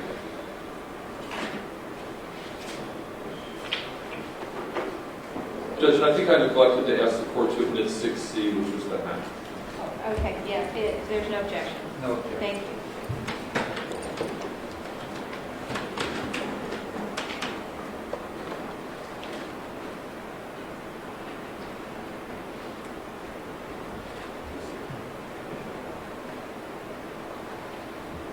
Showing you 5E. Could you describe what that is, Officer Pham? This is the actual packaging that we found the projectile in the evidence bag that we put it in. Is that filled out by Officer Newsom? It is. Did you work with her on the search of the car then? I did. Okay. And what's inside 5E? 5E is the projectile that we found, as well as swabs of the bullet, or the projectile that we found also. Okay. Judge, I'd like to admit and display 5E. No objection. Okay, sorry, Mr. Matthews, I couldn't see around. Okay. I'll skip showing you the bags and just go right to the projectile. And when you say projectile, does that mean that's the bullet? Yes, that it in this is. case killed Sam DuBose? Yes, it is. And that's what you found in Sam DuBose's own car? Yes.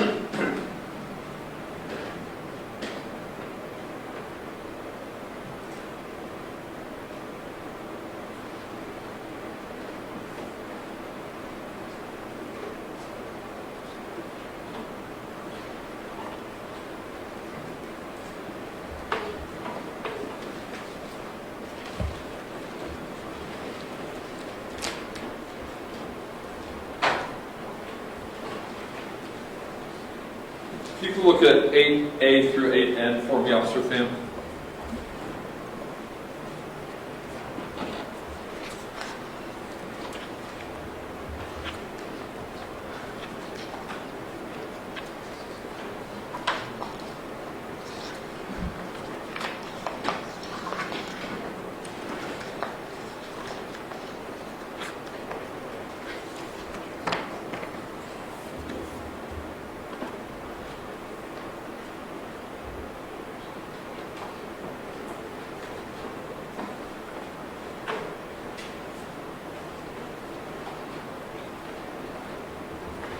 You had a chance to look at that? Yes.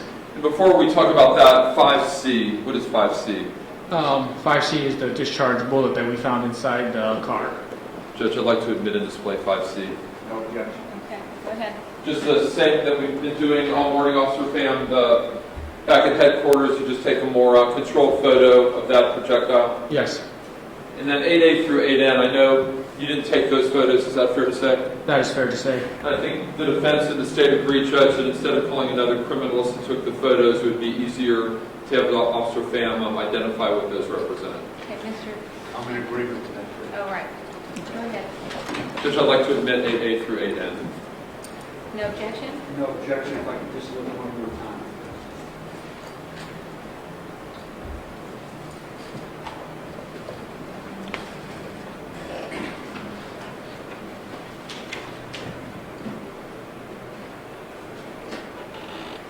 No objection. Okay, go ahead. Mr. Teeger, should you just do this or? Sure. Why don't you start with 8A, Officer Pham, 8A is the and keep your voice up for me. 8A is the 6-hour pistol, as well as the cartridges. This would be the one that was found inside the chamber of the gun. 8B. I'm sorry. Oh, okay. We're going to talk about it. I'm sorry. Okay, and no, these are just the magazines, as well as the extra ammunition that was inside the gun belt at the time when it was recovered.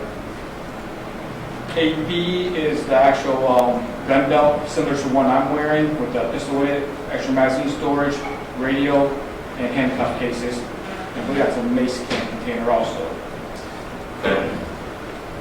It's a close-up of the That 8C. 8C. It's a close-up of the glove pouch and the handcuff, as well as a flashlight holder picture. 8D is a close-up of the actual holster itself. Okay. 8E, I believe, is the uniform / I believe you see where is their body armor, different from ours. It's actually on the vest that they wear on the outside of their uniform. But that's what that is with this badge right there.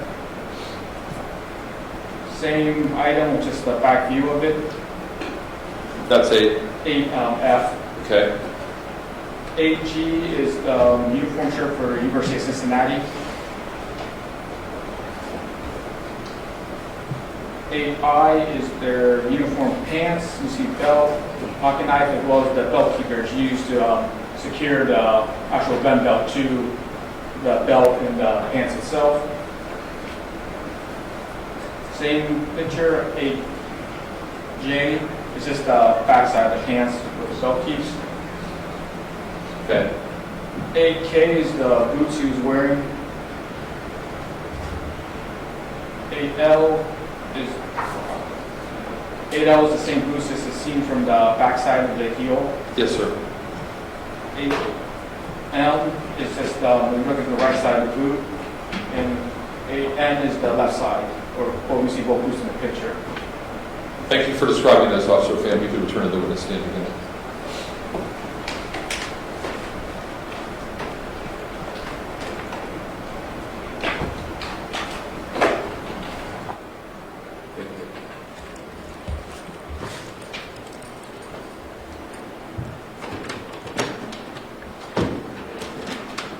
The last thing I want to talk to you about is as far as the vehicle. Did you take measurements of that vehicle? I did. Do you have those here with you today? I do. Do you need to refer to your notes to figure out the precise numbers? Yes.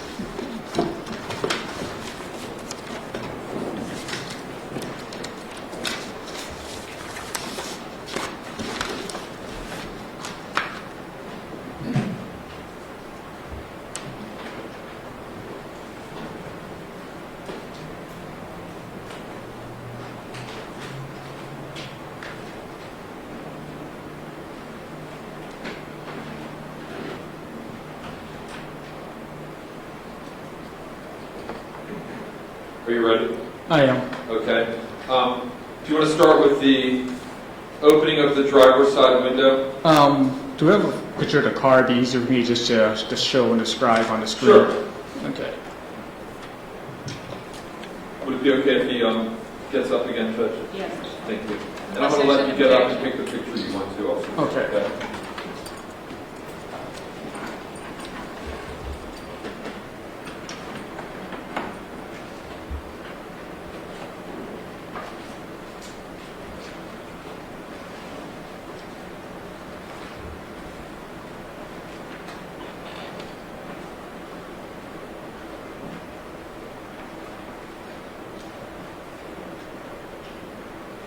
we have a picture in here of the driver's side door. I have one, but we can interject. Okay, sure, you have it with you. Thank you.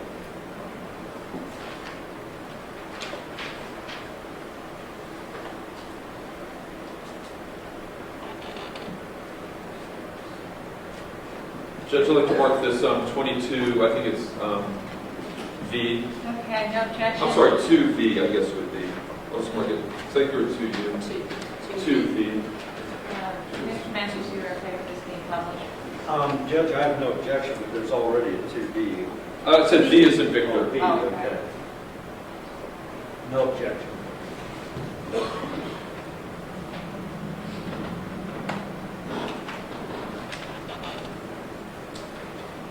Tell us what we're looking at in 2V, Officer Pham.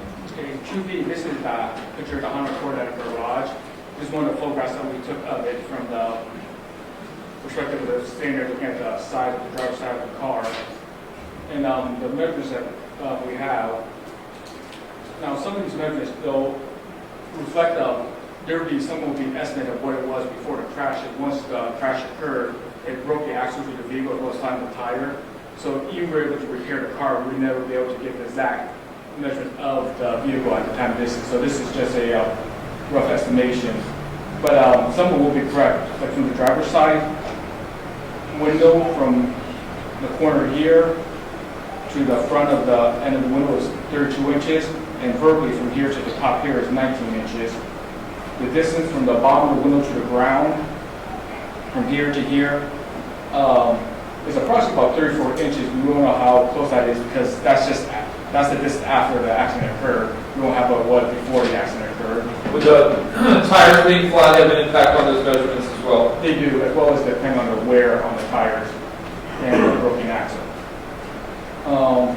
The distance from the seat of the car, unfortunately, once you open the door, we measured the height of the seat from the front.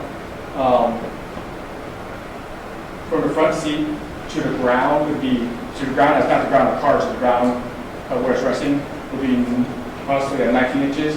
The back of the seat, which slopes down, it would be 16 inches to the ground. And the distance from the ceiling of the vehicle,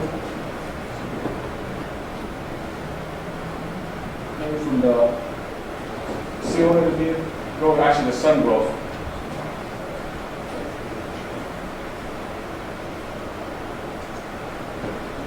measure from the rear of the seat to the ceiling, so the back of the seat, when you sit down to the top of the sunroof, would be approximately 36 inches, and from the front of the seat up to right above would be the sun visor would be approximately 29 inches. Thank you, Officer Pham.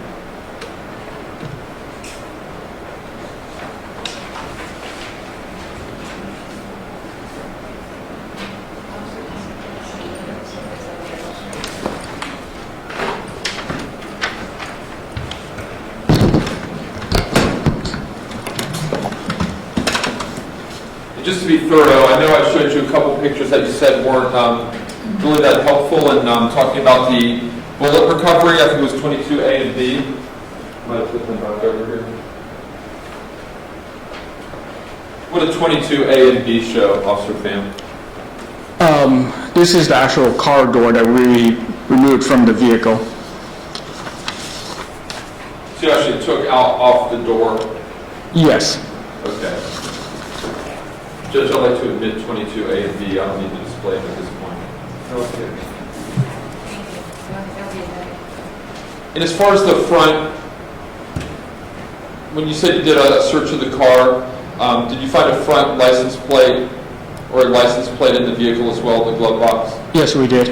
And did that match the rear plate of that vehicle? It did. This one, Judge. Nothing further, thank you. Okay, Mr. Matthews, cross. Thank you, Your Honor. Officer Pham, when you and your fellow criminalist arrive on the scene of an incident, is there somebody in charge? Yes, there is. And who is that?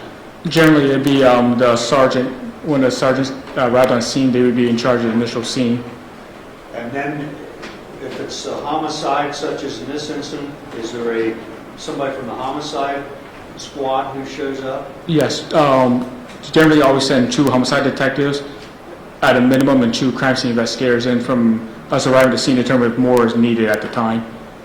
And is there anybody there out of that group who is ultimately in charge? Yes, it will be the homicide detectives who are assigned the case. In this case, it was Sergeant Shannon Hine, or now Sergeant Shannon Hine, correct? That is correct. And Detective Terry McGuffey, correct?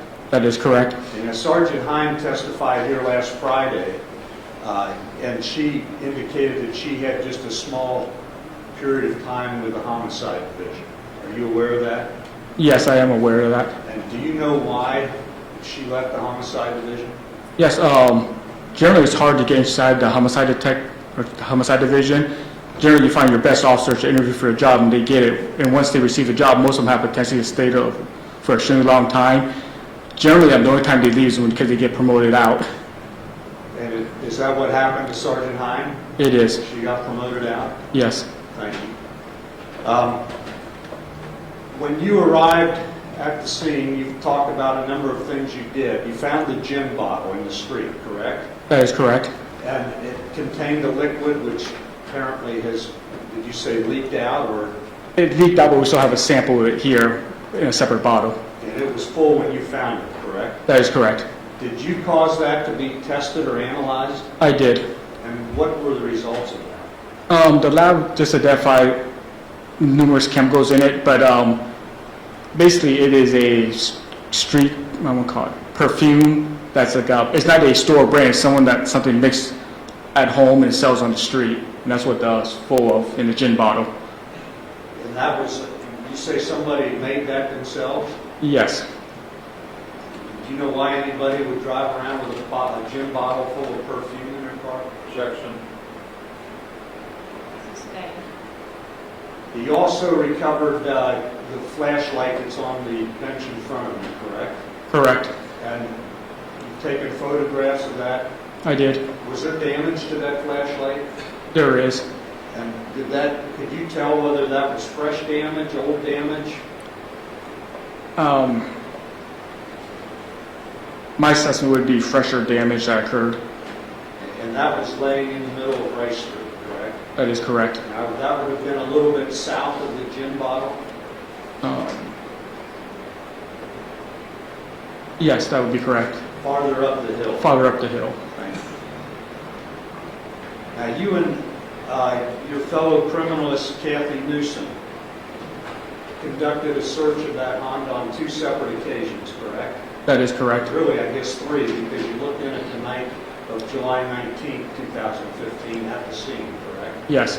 And then did you obtain search warrants and go back and look at it 2 more times?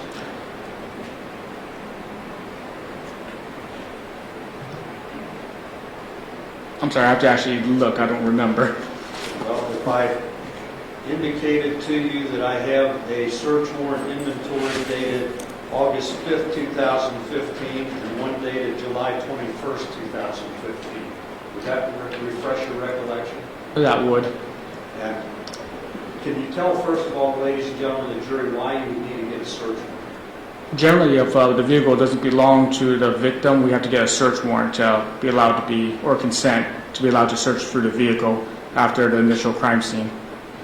And do you know whether anybody attempted to obtain a consent? I do not. Generally, it's be the homicide detective in the case that would do that. And I assume when you mean you need to obtain consent, that would be from the owner of the vehicle, correct? That is correct. The registered owner? Yes. Did you ever do any mechanical testing of that car? I did not. Do you have any idea why someone would have to keep their foot on the accelerator and on the brake at the same time? At the same time? Yes. No.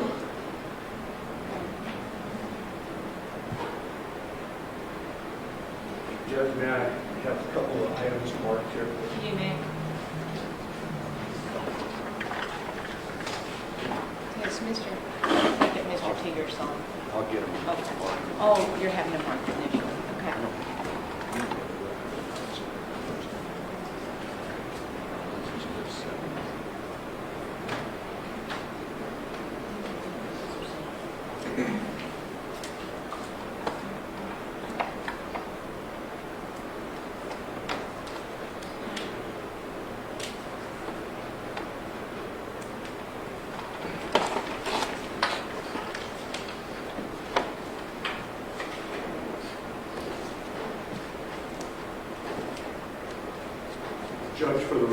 have those marked 7 and 8. Okay. I do not have my list of my exhibits with me, so I think those are safe numbers. We're not that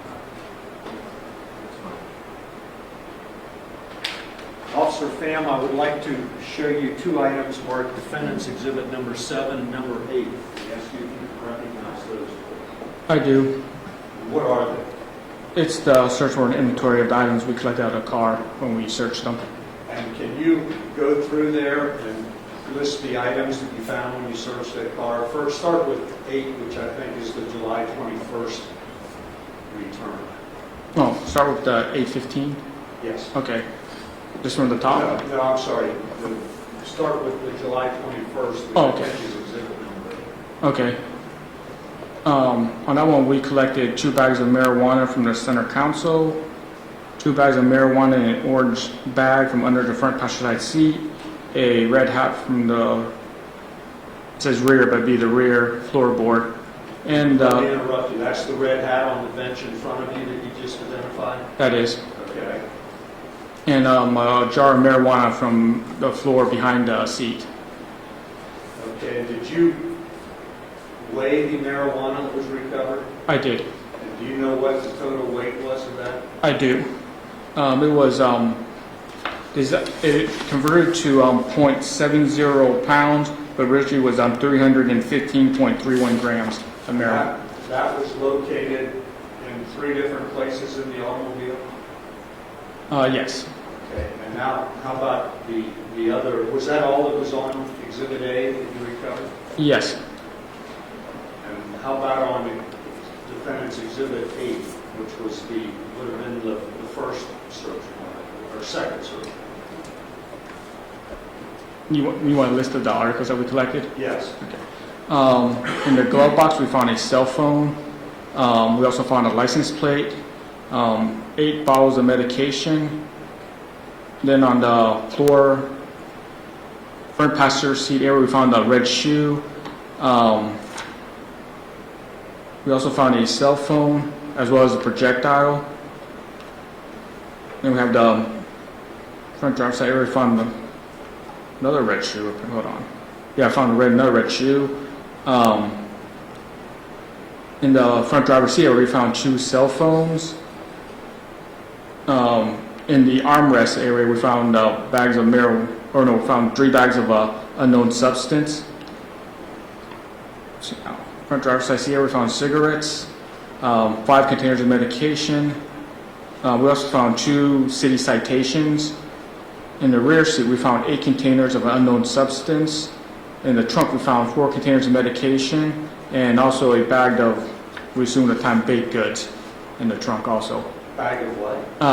Baked, like cookies, brownies. They were in a plastic bag in the trunk. And did you ever have any of those medications that you, well, first of all, were the medications you recovered, were those prescription medications? Most of them that were in the prescription bottles were prescription medications. Some of the stuff found in the bags, I believe, was later identified as herbal medications. And then the cookies, we had to test make sure there was nothing else mixed in when we turned out just to be cookies and brownies. And the prescription medications were for who? Mr. DeBose. Thank you. I have nothing further, Judge. I would ask that Defendants Exhibits 7 and 8 be admitted at this time. Mr. Teeger, any objection? No problem. Okay, this will be admitted. Any redirect? No, Your Honor. Okay. Officer Pham, you may step down. Thank you. I believe you're excused at this time. Dr. Fine, Judge. Okay.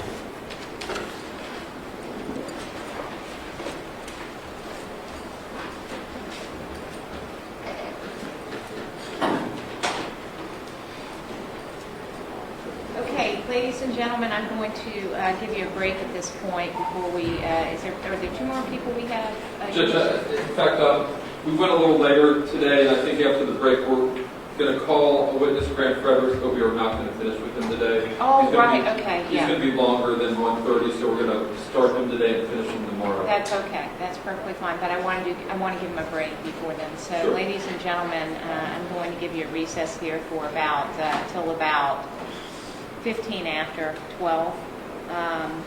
So please go in the back of the restroom, get something to drink or a snack, and we'll come back and keep going as long as we can until about 1:30. Okay? All right, remember, no discussions. All right.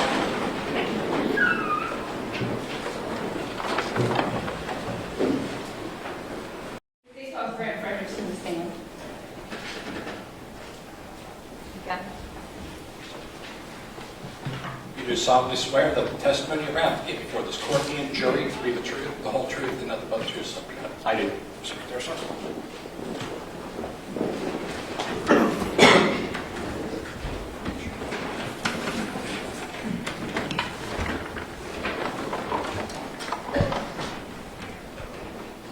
Good afternoon, sir. Can you please state your full name for the record? Yes, my name is Grant Fredericks. It's spelled F-R-E-D-E-R-I-C-K-S. Mr. Fredericks, what's your occupation? I am a forensic video analyst. And can you explain what is a forensic video analyst? A forensic video analyst examines video and audio data. We call it digital multimedia evidence, primarily for the purpose of ensuring that it's accurately being interpreted, because compression, how the images are stored, often can change information from image to image. And we assist a client, either a prosecutor or defense counsel, to ensure that it's properly being presented in court and that any questions about issues relating to timing, distance, those kind of things are answered and examined. Okay, and where do you work? I work in Spokane, Washington for Forensic Video Solutions. All right. And can you just tell us a little bit about your background and experience? I got a degree back in 1982 in broadcast television. My emphasis was on television engineering at the time. I worked in television for about 5 years. At about that time, I began processing video evidence for my local police department. I'm from Canada, so I was living in Vancouver, Canada. I eventually joined the Vancouver Police Department and doing typical duties on the road. But throughout my tenure with the police department, because of my background in television, I was pulled off the street to work major crime cases, primarily homicide, robbery type cases. I worked extensively in and out of doing video analysis for the department until I became the lead for the forensic video unit assigned to the criminal investigation division. At about that time in 1994, I began teaching for the Law Enforcement and Emergency Services Video Association. Those classes were taught out of the FBI Academy in Quantico, Virginia. In 2002, I became a contract instructor at the FBI National Academy. I continue to teach to this day, about 4 courses a year in Quantico at the FBI Academy.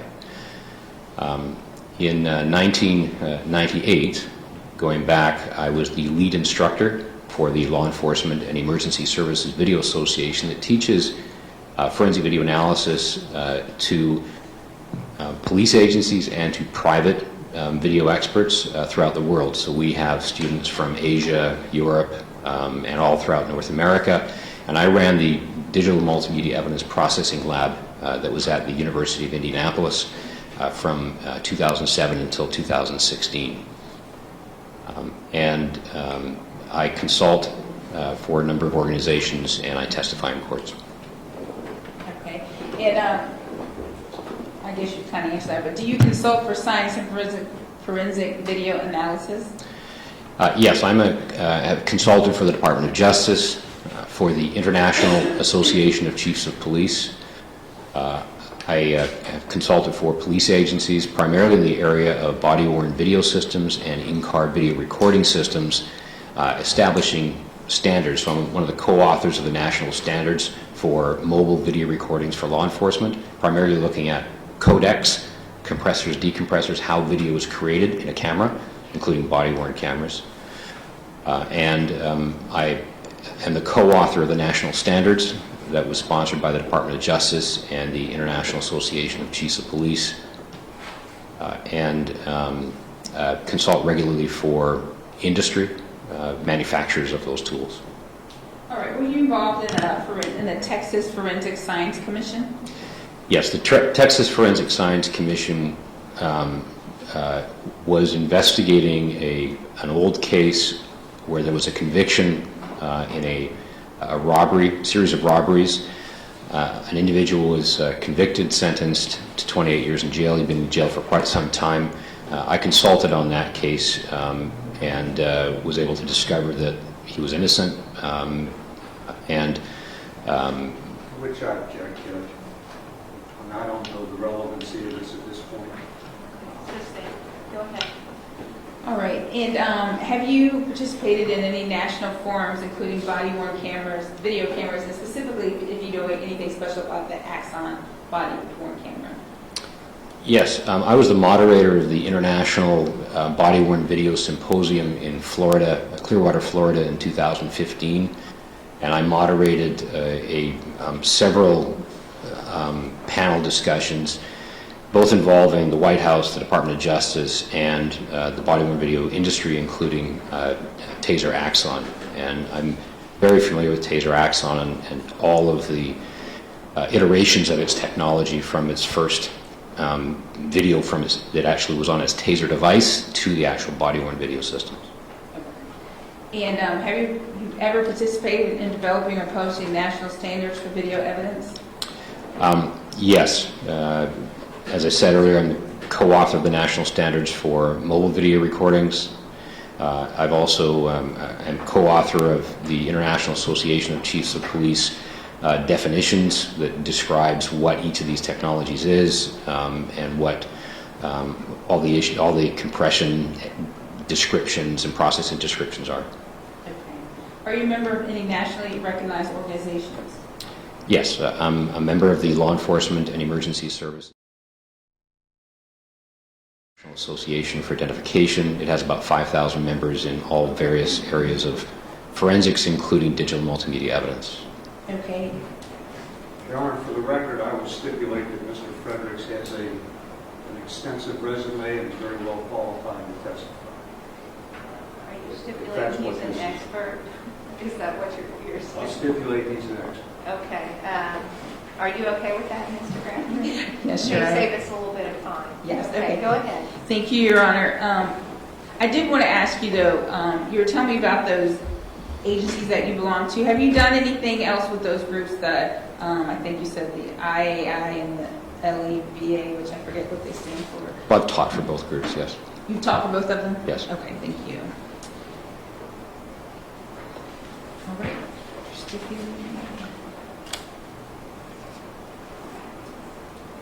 So, Mr. Fredericks, you're an expert in the forensic video analysis? Yes, digital multimedia evidence encompasses forensic video analysis and all of the data that's associated with the video recording. Okay. All right, and sir, can you tell us the ratio of your casework, between, we'll just talk specifically about criminal cases. What's your ratio? How do you define that?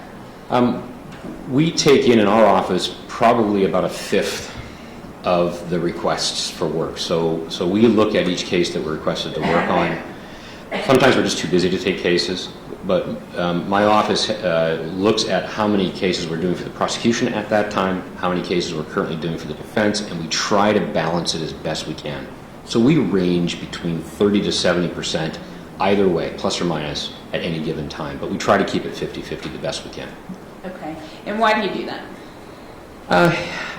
As an expert, I think it's good practice. I think it gives perspective on both sides, and it certainly answers the question that either party would be concerned about bias.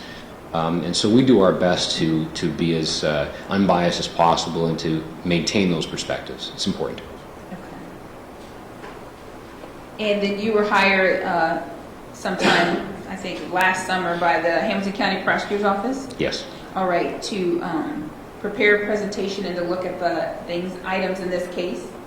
To do an examination, to consider all the technical variables that could affect the interpretation of the video, to look at timing issues, which was the most critical thing, and then to assist in evaluating statements that were made and considering all the other evidence in relation to the video.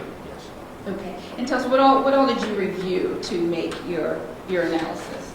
I was provided with three primary video clips from 3 different cameras, a number of reports, statements, images, and other data that related to the event. Okay, and I'm assuming that you mean Officer Lindschmidt's, Officer Kidd's, and then Tenzing's body camera. Those are the 3 you received? Those are the 3 video systems I received, yes. Okay, and then other reports and so forth from this case? That's correct. As well as the defendant's statement? That's correct. Okay.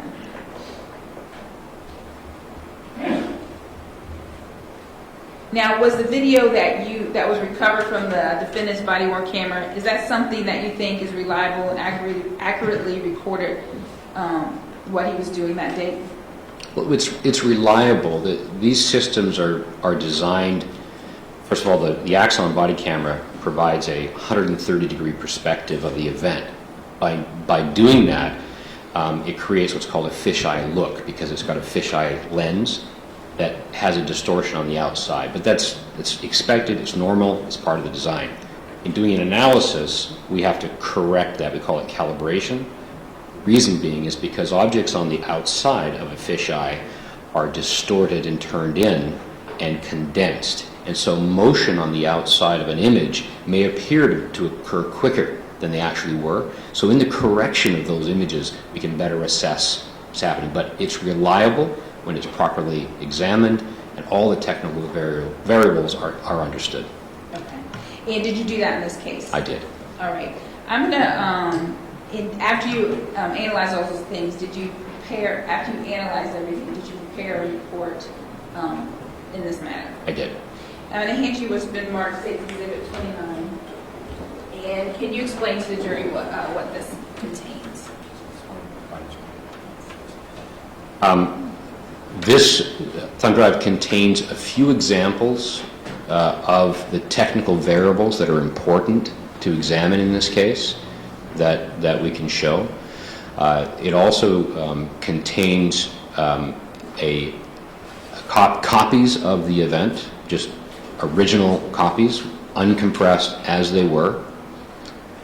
It contains an image-by-image examination with timestamp references, so basically annotating the passage of time from image to image because it's variable.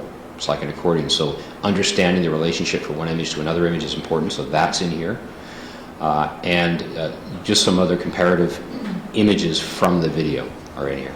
All right, and you created those exhibits to help explain to the jury your findings in this case? Yes. All right, Your Honor, I'd like to enter Exhibit 29 into evidence and work through his analysis. Mr. Matthews, any objections?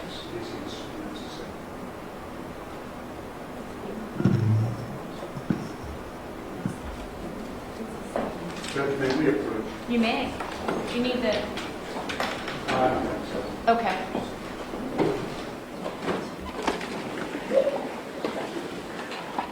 Hold on, Colleen.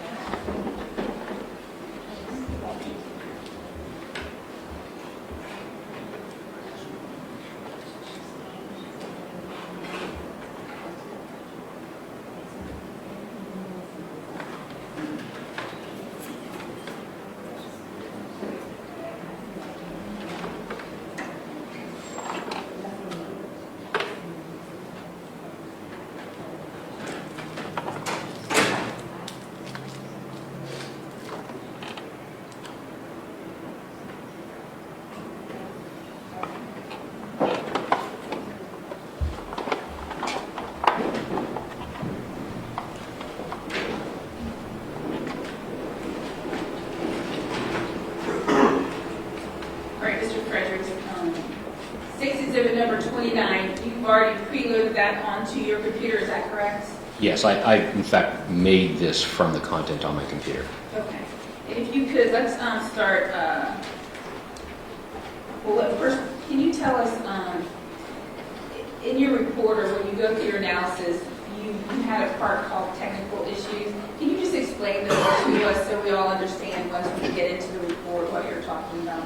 Yes, in my written report from September of last year, I described all the technical issues that a forensic video analyst should examine that relate to this case. So I examined all those technical issues and have described them in the report, and I have the work that I did to examine it. I've got a few examples of them. For instance, one of the key technical issues is timing. The Axon body-worn video system does not record an even 30 frames per second, which most people assume it does. So what we watch on television would be 30 frames per second, and it is always pretty much the same. And technically, we refer to it as 29.97 frames per second for timing. The Axon body-worn video actually records images at a variable refresh rate. 30 frames per second is 33 milliseconds, or 33 thousandths of a second. It gives the illusion of motion, but it's really just still images. So if I move my hand across an image, it'll be a linear movement, where my movement, as long as it's the same, my hand will be the exact distance apart from image to image to image. Because the taser is variable, my hand will be in one position in one image. The next image it might be several inches further. The next image it might just be a couple of inches further. So it will give the illusion of increased speed if you don't understand what the timing is. So that analysis is critical to the examination. Maintaining the timing is obviously critical for trying to assess issues like motion and force. The other thing that we looked at is always the case is motion blur. When something moves quickly across the image, the object may be in blur and not as easily defined. So where the object actually is at that moment could be across an area of the image. So we look to motion blur issues where there might be contact, and to say, is there contact, or is that just a blur of two objects that are moving? The other issue we look at is macro block analysis. From image to image, in order to reduce the amount of data stored on the device, the system actually encodes only portions of what the camera sees. It borrows information from previous images and just says, use that information again if it's similar. So our technology allows us to look at image to image to image, understand what is not real at that moment in time, what was borrowed, and ignore it or consider that change. So I have an example from this video of macro block analysis, which I can show. Okay. Well, can we go through, are there other things that you consider, or do you want to? There's that one, and then I'll show one more kind of in linear orders. This is how we typically will examine a video. We did in this case. So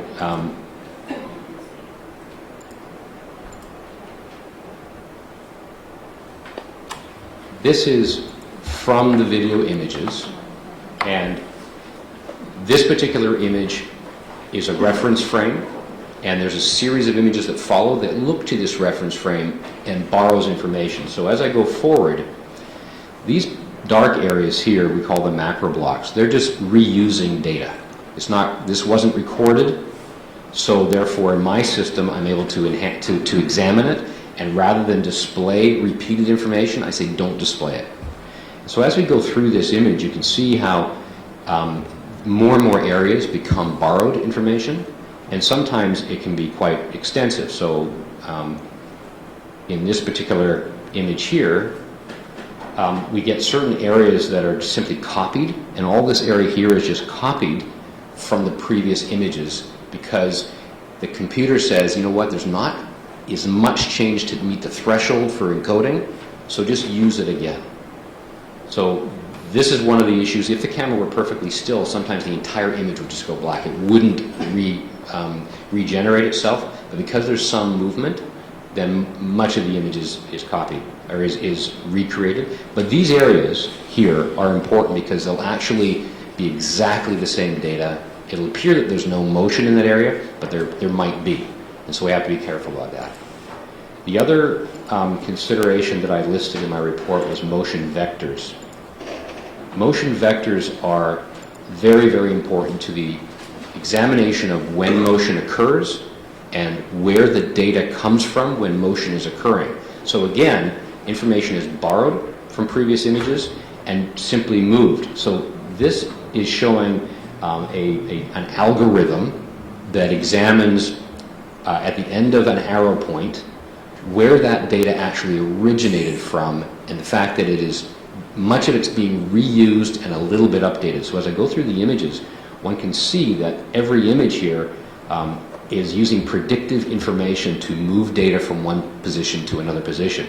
And here, this particular image has no motion vectors. This is a reference frame. It's independent of anything else, followed by prediction and motion vectors. So all of these arrows assist an analyst in knowing directional information. And this is all considered. This is very normal in MPEG, Moving Picture Experts Group video analysis. It's in all MPEG video, all body-worn video, all in-car video, so it's very common. Okay. And is there any other technical issue? Several, but I think all this relates to edge pattern and tracking the movement. So those are the primary ones that I encounter in every case using MPEG video, and they were all examined carefully and listed in my reports. All right. And you mentioned earlier fisheye distortion, but I don't know if you explained that. If you did, can you just explain it again? Yeah, the fisheye is when the camera sees 130 degrees. The reason it does that is because it has a convex lens that captures areas, and as a result of that, objects on the outside will be contorted. And we have to correct that information in order to assist in the reproduction of accurate motion. And do all these things, do these question or change the reliability of the images? They can if they're not understood by the analyst and if they're not presented correctly in court. We have to give consideration to all those issues and know that the evidence we eventually give after considering those issues is reliably presented. All right. And Mr. Fredericks, I think one of the videos that you were provided to examine was the defendant's body-worn camera. Is that correct? Yes. And could you play the beginning of the video up until the moment the shots fired? Yes.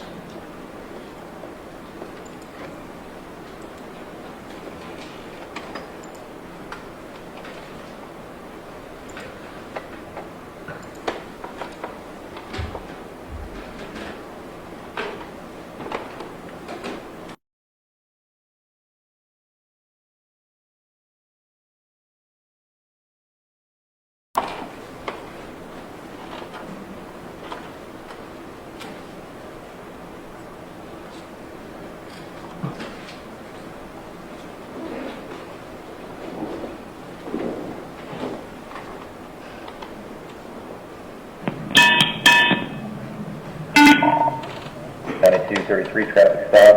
I'll be on Still Street, just off of line.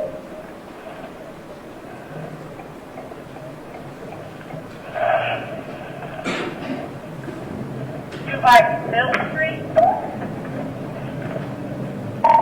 Hey, from Still, just off of line.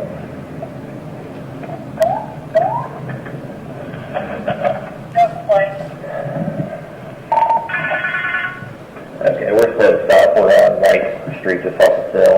Ohio, George Lincoln North, 6917. Occupy by 1.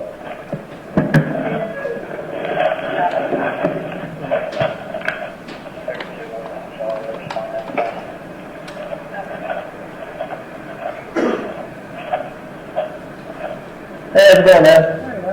Good, Officer UC, please. Do you have a license on you? Yeah, what happened? Okay. Is this your car? Yeah. Let's come back to the female, actually. My wife, and then it's signed to read. Okay. We don't have a license plate on the car. Oh, I can come on blue about I have it. What's that? That's right here. Oh, okay. Yeah, that's got to go where the front plate's supposed to go. You don't have to reach for it. It's okay. You have a license on you? Yeah.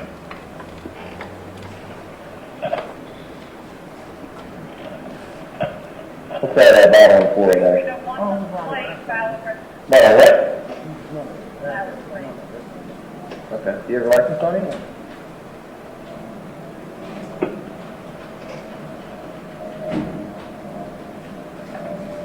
Okay. Do you know what license that is, or what? I'm gonna ask you again. Do you have your license I on? have license, you take run my name. So do you not have your license on you? I'm asking you a direct question. Do you have your license on?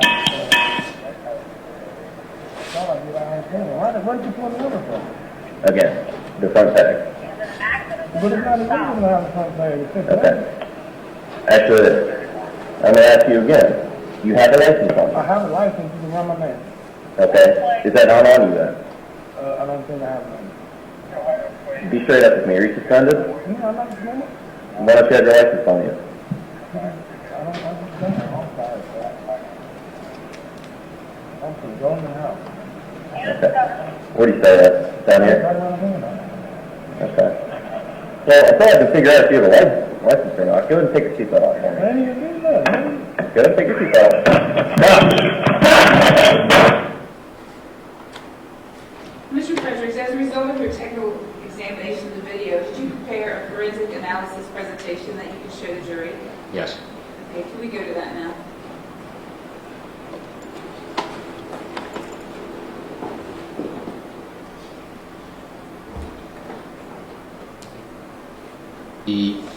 As I move through these slides, there's not going to be any audio. I'm just looking at images, image to image to image. The bottom right-hand corner, for reference purposes, I have a slide number, and I'll probably refer to those slide numbers for the record. Slide 3 shows that I've identified, first of all, the image number in the sequence of videos. This is image number 5633. The time, linear time of the recording. This is at 3 minutes, 10 seconds, and 384 milliseconds. Again, millisecond timing is 384 thousandths of a second. That data is encoded into the header of every image so that machines that can play that properly actually reference the time accurately. I've noted that where I've done the fisheye calibration or correction, so the sort of jaggy edges on the outside are the result of the calibration to correct what's called the aspect ratio, the relationship between the height to the width, so that everything is presented as accurately as possible. It's taken away the curve, reduce the inaccuracies of motion. So every image will have that calibration correction. As I move through the images, I've annotated observations that I was asked to examine when I was examining the video. So on slide 7, I've noted that Mr. Tensing's hand is on the roof. He is standing right behind what we refer to as the B post on the car. I've also noted a vehicle that is driving down the roadway. This vehicle comes in, is an issue as it gets closer to the vehicle. Slide 11 shows when Mr. Tensing moves his hand toward the door.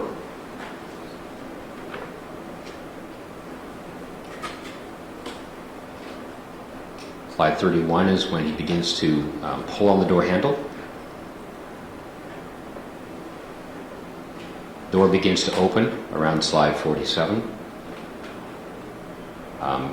Mr. DeBose begins to reach up with his left hand to contact the door. At the same time, on slide 56, I'm noting that he's moving his hand toward the ignition.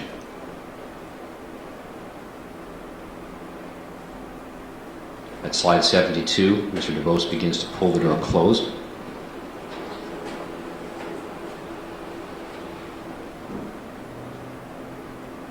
And then in slide 100, his hand is in motion at the area of the ignition.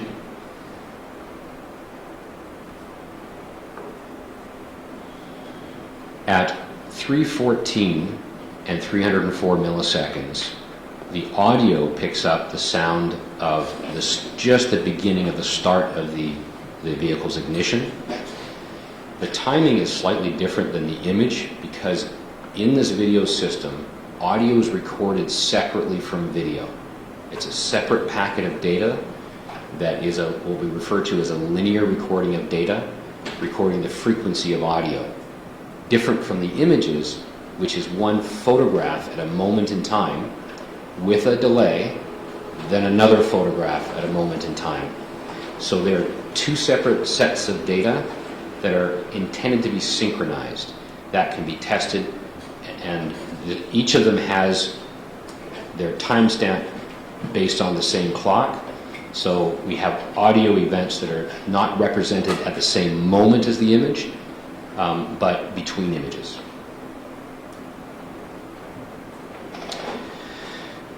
At this point, at 1:22, Mr. Tensing begins to move toward the vehicle. We see his right hand come off the roof on slide 130. The last image of his hand coming off the vehicle is at slide 131. At this point, I've created another clock that is a countdown clock to the moment the shot's fired. This is 2.397 seconds before the shot is fired. Mr. Tensing's hand goes out of camera view. We won't be able to know anything about what his hand is doing for about another 1.1 seconds. In 1.1 seconds, we'll see the firearm in the image. So his hand goes out of view. 1.1 seconds later, the firearm from his right hand comes into view. At the same time as his right hand is out of view, his left hand begins to move toward the open window at 2.299 seconds, so essentially 1.3 seconds. Mr. Tensing's left foot is on the ground, stationary, not in contact with the vehicle. The vehicle is not in motion at this time. This is 2.2 seconds. The next image, his foot remains stationary on the ground in the same position in relation to the vehicle. The vehicle is not in motion at this time. Likewise, the same for the next image at 2.2 seconds. We can track as at 138 as Mr. Tensing's left hand is in a position in front of the steering wheel. Mr. DuBose's left hand moves upward and into the vehicle at 2.1 seconds before the shot's fired. At image 141 at 2 seconds, we can see the reflection of Mr. Tensing against the car. The car is contoured, so it'll give an odd shape. We've all seen mirrors that are contoured that give an odd shape to the body. This is what we're seeing. Because we see a reflection, he is separate from the vehicle. There's light reflecting off the vehicle and reflecting off of his pants and body. That's why we see it. There is no contact at this point with the vehicle and Mr. Tensing. As we move forward to the images, we get to slide 143. Because of the motion of the camera, it's in blur. There's nothing really reliable that we can say. I have no opinion here and cannot form an opinion about exactly what's happening with his hand or Mr. DuBose's hand at this point. That information cannot be known from this image. They're in close proximity. As we move forward, we still have motion blur. This event of motion blur lasts in this area, because it's the compression, about 0.4 seconds, where we really can't say much about the hand. This image here at 146 provides us with another image of the background. This background stays stationary whenever we see it again. If the background were to change, then we would know, for instance, if we have a different perspective on the car, then there's going to be motion. At this point, we can see that this is the corner of a chain link fence, some grass, and there's a vehicle parked in a carport, in a parking lane area, and we can see the back right tire, the front right tire, and space in between it. If we were to move to the camera left, it would change the angle of our perception of that vehicle. The tires would eventually line up, when we became face-to-face with the vehicle. So this assists us in articulating and understanding whether there's any lateral movement from right to left and when that occurs. At this point, the Honda that Mr. DeBose is in is not in motion. As I move through the images, again, we can see at slide 150, 1.7 seconds. Mr. Tensing's legs are in the same position, although his right leg is now moved backward. It's moved, we can tell it's moved backward because of the change of distance from the previous image we saw and the slight bend in the leg. Also, the movement of the camera.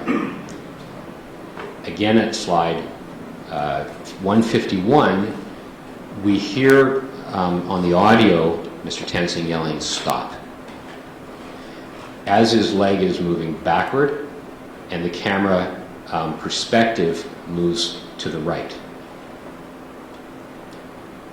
We have the camera here. May I look at it for a moment and I can explain why we have that motion? Yes, I'm going to hand Mr. Fredericks State's exhibit number 10.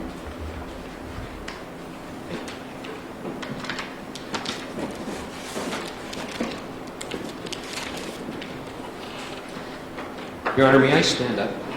Yeah. Thank you. So the body-worn camera is designed to be worn in different areas on the uniform, depending on the departmental policy and sometimes up to the individual officer. In this case, we have images which we'll look at shortly, where Mr. Tensing was wearing the camera just on the edge of his pocket, left pocket, close to his sternum, and this is 3.3 inches, and this can be measured in the images. I was able to measure how far the lens was, which is located here, to his eyes. It's about 13 inches. So the camera is, this is not Officer Tensing's perspective, this is the camera's perspective. It's fixed very firmly to the chest. As the officer turns, the perspective of the camera will reflect where the chest is facing. If the officer bends over, likewise, the perspective, the officer's head may tilt up, but the camera itself will reflect the position of the chest. This particular image tells us that the center of the chest is facing the center of the image, which is approximately, as I'm pointing to it, approximately where Mr. DuBose's back is depicted. So because it's a 130-degree view, it gives a wider perspective than not just straight ahead. It actually gives a wide perspective. This tells us that the wide perspective is we're looking down the roadway and to the wheel of the vehicle, the driver, approximately the steering wheel. So we'll look at this again, talk about this issue. Mr. Fredericks, can you just move that away? You're hitting the microphone Yes. with your arm and it's kind of getting fuzzy. Thank you, I'm sorry. So the movement that we'll see now, it's important to understand the position of the camera, the perspective of the camera compared to the perspective of the officer's eyes, and the movement down and over. And we'll talk about that as we move through these images. Thank you. Thank you, Mr. Fredericks. At this point, the defendant's chest is facing, from the camera's perspective, Mr. DeBose's back. It's facing it's focused centrally to where Mr. DeBose's back is located. I'll go forward from here. So now the body, Mr. Tensing's body is now turning toward the center of the window. Keep in mind where the camera lens is. It's above the threshold of the window, and Mr. Tensing's eyes are 13 inches above that. This is another image at 1.5 seconds before the shot's fired. Again, we're looking out the window to the background, and we can see, even though there's some motion blur, we can see that we're still in the same perspective of the fence, which indicates there's not been any forward momentum of the vehicle at this point. 0.4 seconds after Mr. Tensing's hand enters the window, it's now moving toward Mr. DeBose's body. Less than half a second. Again, at 1.483 seconds, we have the background, although motion blur. There's no change to the background. The car is not in motion. This image shows that Officer Tensing's chest has moved to the right. His chest is, the camera is facing the B post, not down the road, it's facing the B post, and it's above the door. Mr. Tensing's eyes are 13 inches above that. As we move through the image, obviously we have some movement of the chest up and down.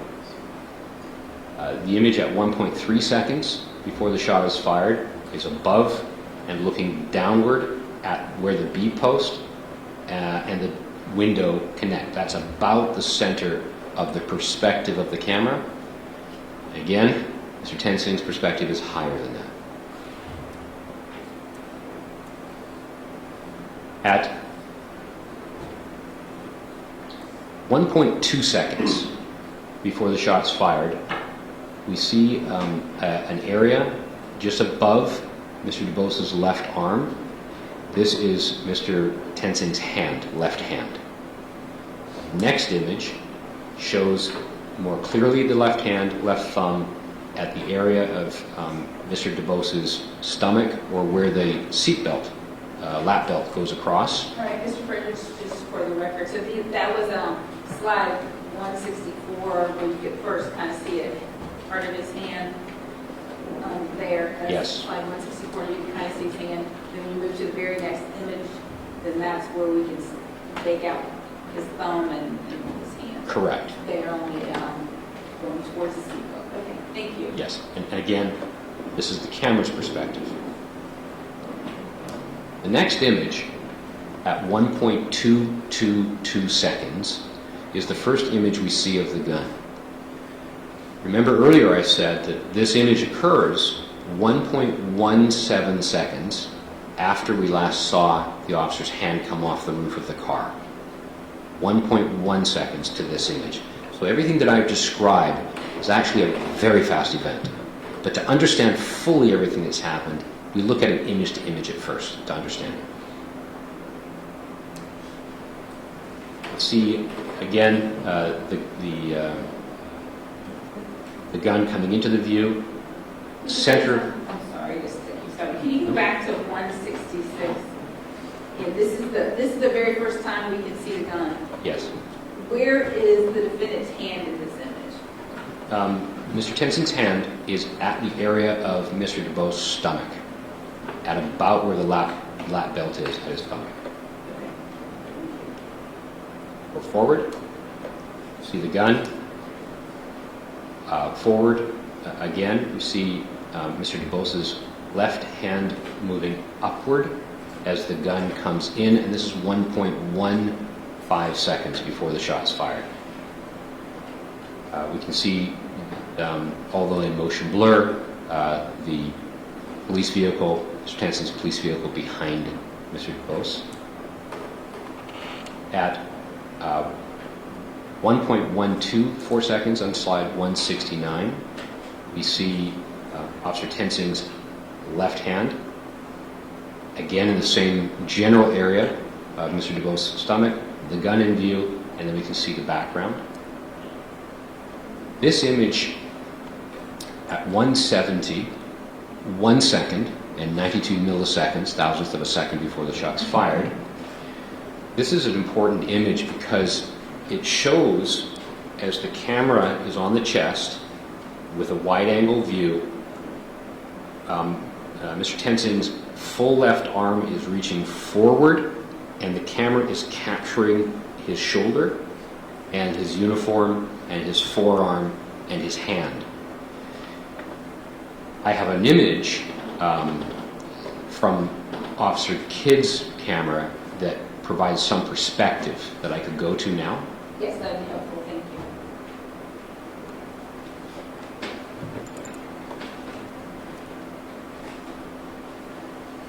So this is from Officer Kidd's video at 03:34.268 in his video that shows Officer Tensing and his uniform. This is the area of the shirt that is in view here, from the shoulder to the end of the cuff at the forearm, all the way down to the forearm.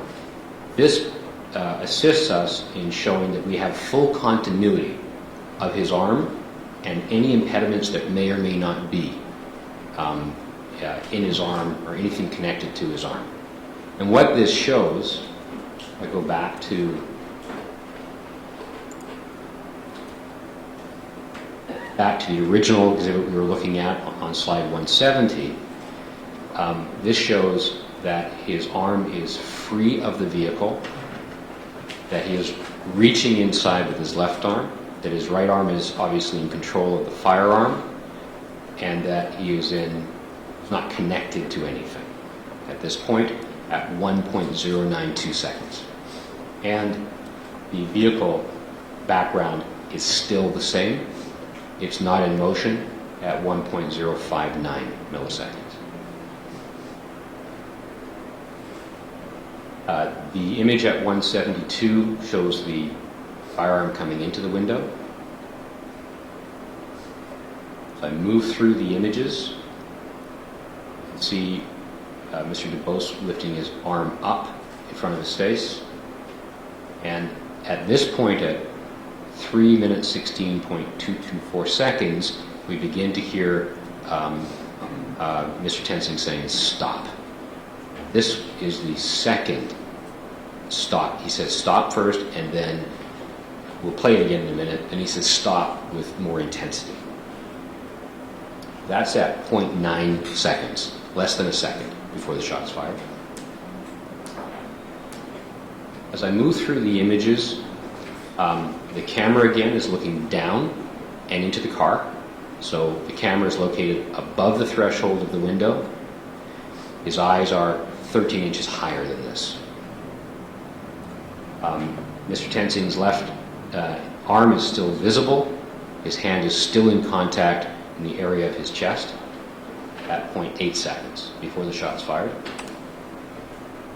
As we move forward through the images, in each of these images we still have Mr. Tensing's full arm in view with his hand connected at about the seatbelt buckle at 0.6 seconds before the shot's fired. Moving through slide 184, again, the camera is looking down at the top of the door, so it's above the top of the door. Mr. Tensing's perspective would be 13 inches higher. At slide 186, this shows a closed hand at the seatbelt itself, which is consistent with the other images, showing that the hand does not move from this area for the last several images. We have a full visual from his elbow, his left hand, all the way down to the end of his fingers. The camera is still located above the threshold of the window. I'm moving forward here. In all of these images, at no time does the camera center past the D post, so the focus of the camera is primarily into the driver's window. This is 1/3 of a second before the shot is fired. Again, full visual continuity of the left hand connected to the seat belt. The camera is about center on the window. Mr. Tensing's eyes are 13 inches above the center of the window. On slide 192, we can see just the butt of the gun above the camera's view. We look at the slide 194, about a quarter of a second, just over around a quarter of a second before the shot's fired. Mr. Tensing and Mr. DuBose's left hand is up, with his hand up between the firearm and his face. Mr. Tensing is still controlling or holding on to the seatbelt buckle with his left hand coming out of the window. left arm extending out of the window. As I move through to slide 196, I'm now detecting at about 178 thousandths of a second before the shot's fired, we can visually detect some forward momentum of the vehicle. The forward momentum would have been not very long, just a couple of images, so 100 milliseconds perhaps less. So we're talking about 100 thousandths of a second the vehicle has been in motion and is at this point very likely in motion. The reason we can tell is that the angle to the vehicle has changed slightly, and I have another image later on we'll show to compare. As we move forward through slides 197, 198 is 113 milliseconds before the shot is fired. Again, the camera is higher than the window, approximately at the center of the window. Mr. Tensing's perspective is 13 inches higher than that. If I go through the images to 199, we're 80 milliseconds from the shot. Mr. Tensing's hand is still on the seatbelt buckle, has not left the seatbelt buckle. His arm is extended outward. At slide 200, virtually the same. Slide 201 is the image immediately before the shot is fired. This is about 15 one-thousandths of a second before the shot is fired. We can see Mr. Tensing's hand is on the seatbelt buckle. His arm extends out toward the open window. This perspective is probably the critical one that we've been discussing, because it shows that the camera, therefore the chest, Mr. Tensing's chest, is centered so that the center is about at the back of Mr. DeBose's left shoulder, that the location of the camera is about the center of the window, which tells us that Mr. Tensing's perspective is about 13 inches higher, putting his perspective over the gun, looking down the barrel of the gun, if his eyes were open. This perspective is not Mr. Tensing's perspective. This is the camera's perspective.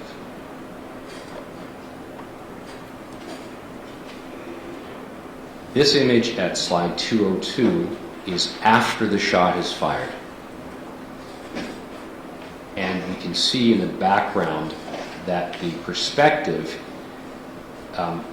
is just to the left. So we're still seeing a little bit of the left of this vehicle that's parked in the driveway. So we have moved forward to a point where we have not yet crossed about half of the driveway from where the vehicle was stopped at the driveway. So that gives you a basic perspective of the distance traveled to the point where the shot was fired.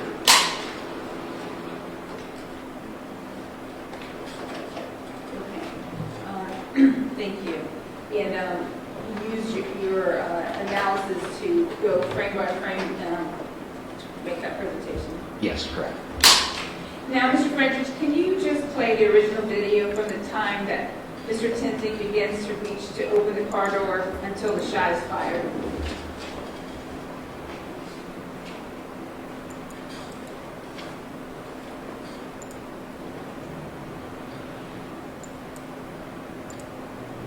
This represents the roughly 8-second event that you've asked me to show. License or not? Go ahead and take your seatbelt off for me. I didn't even do that. Go ahead and take your seatbelt off. So that whole event that we just walked through, that took about 8 seconds. Approximately 8 seconds.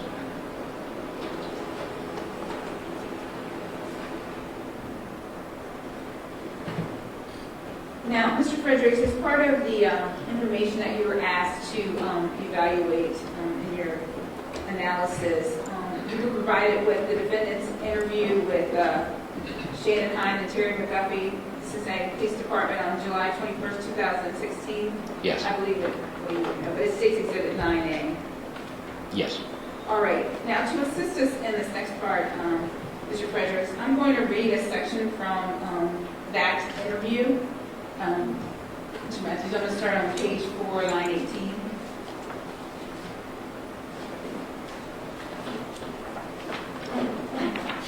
So as I reached in to knock the keys out and turn the key off, he put it in drive.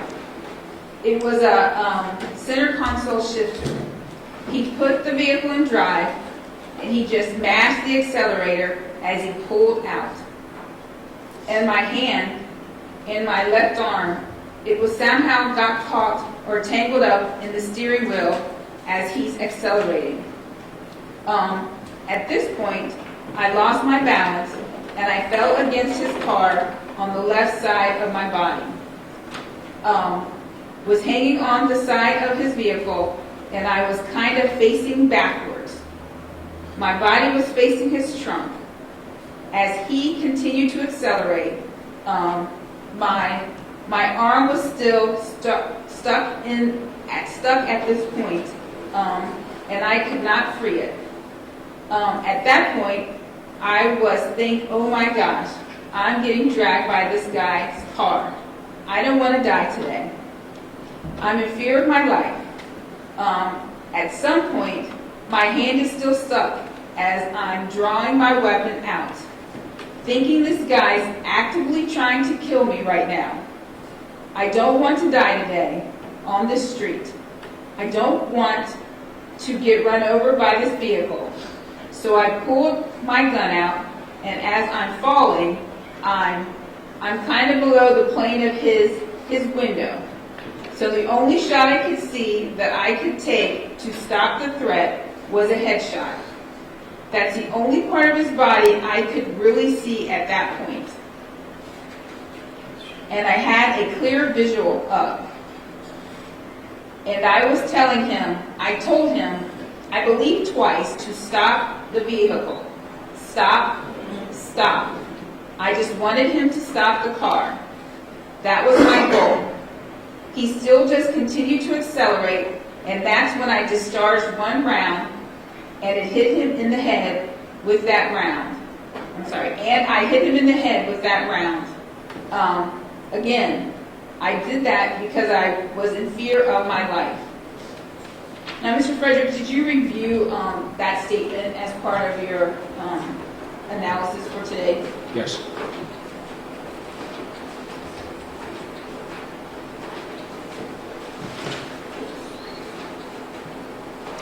Okay, can you play the video from the moment that Mr. Tinting reaches towards the door to open it until he yells stop for the first time?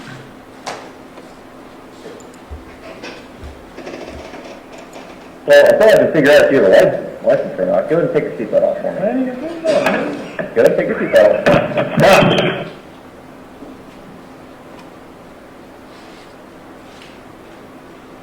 All right, now I'm going to, excuse me, now I'm going to try to work through the video with you, and I'm going to read a part of the statement, and then we're going to look at the video to analyze, okay? Yes. All right, thank you. Sorry. And my hand and my left arm, it was somehow got caught or tangled up in the steering wheel as he's accelerating. Can you show us that part of the video? No, there is nothing in the video that shows that.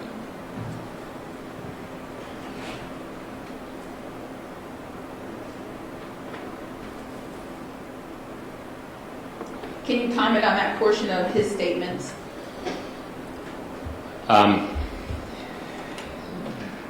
As he reaches into the door, his hand goes toward the front of the steering wheel. We have motion blur for 0.4 seconds, less than half a second while the arm's in motion, and then we see the arm move toward Mr. DeBose and come in contact with the front of Mr. DeBose's body.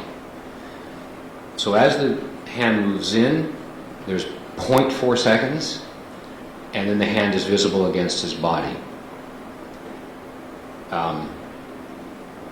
The hand did not go behind or into the steering wheel. It went in front and then over.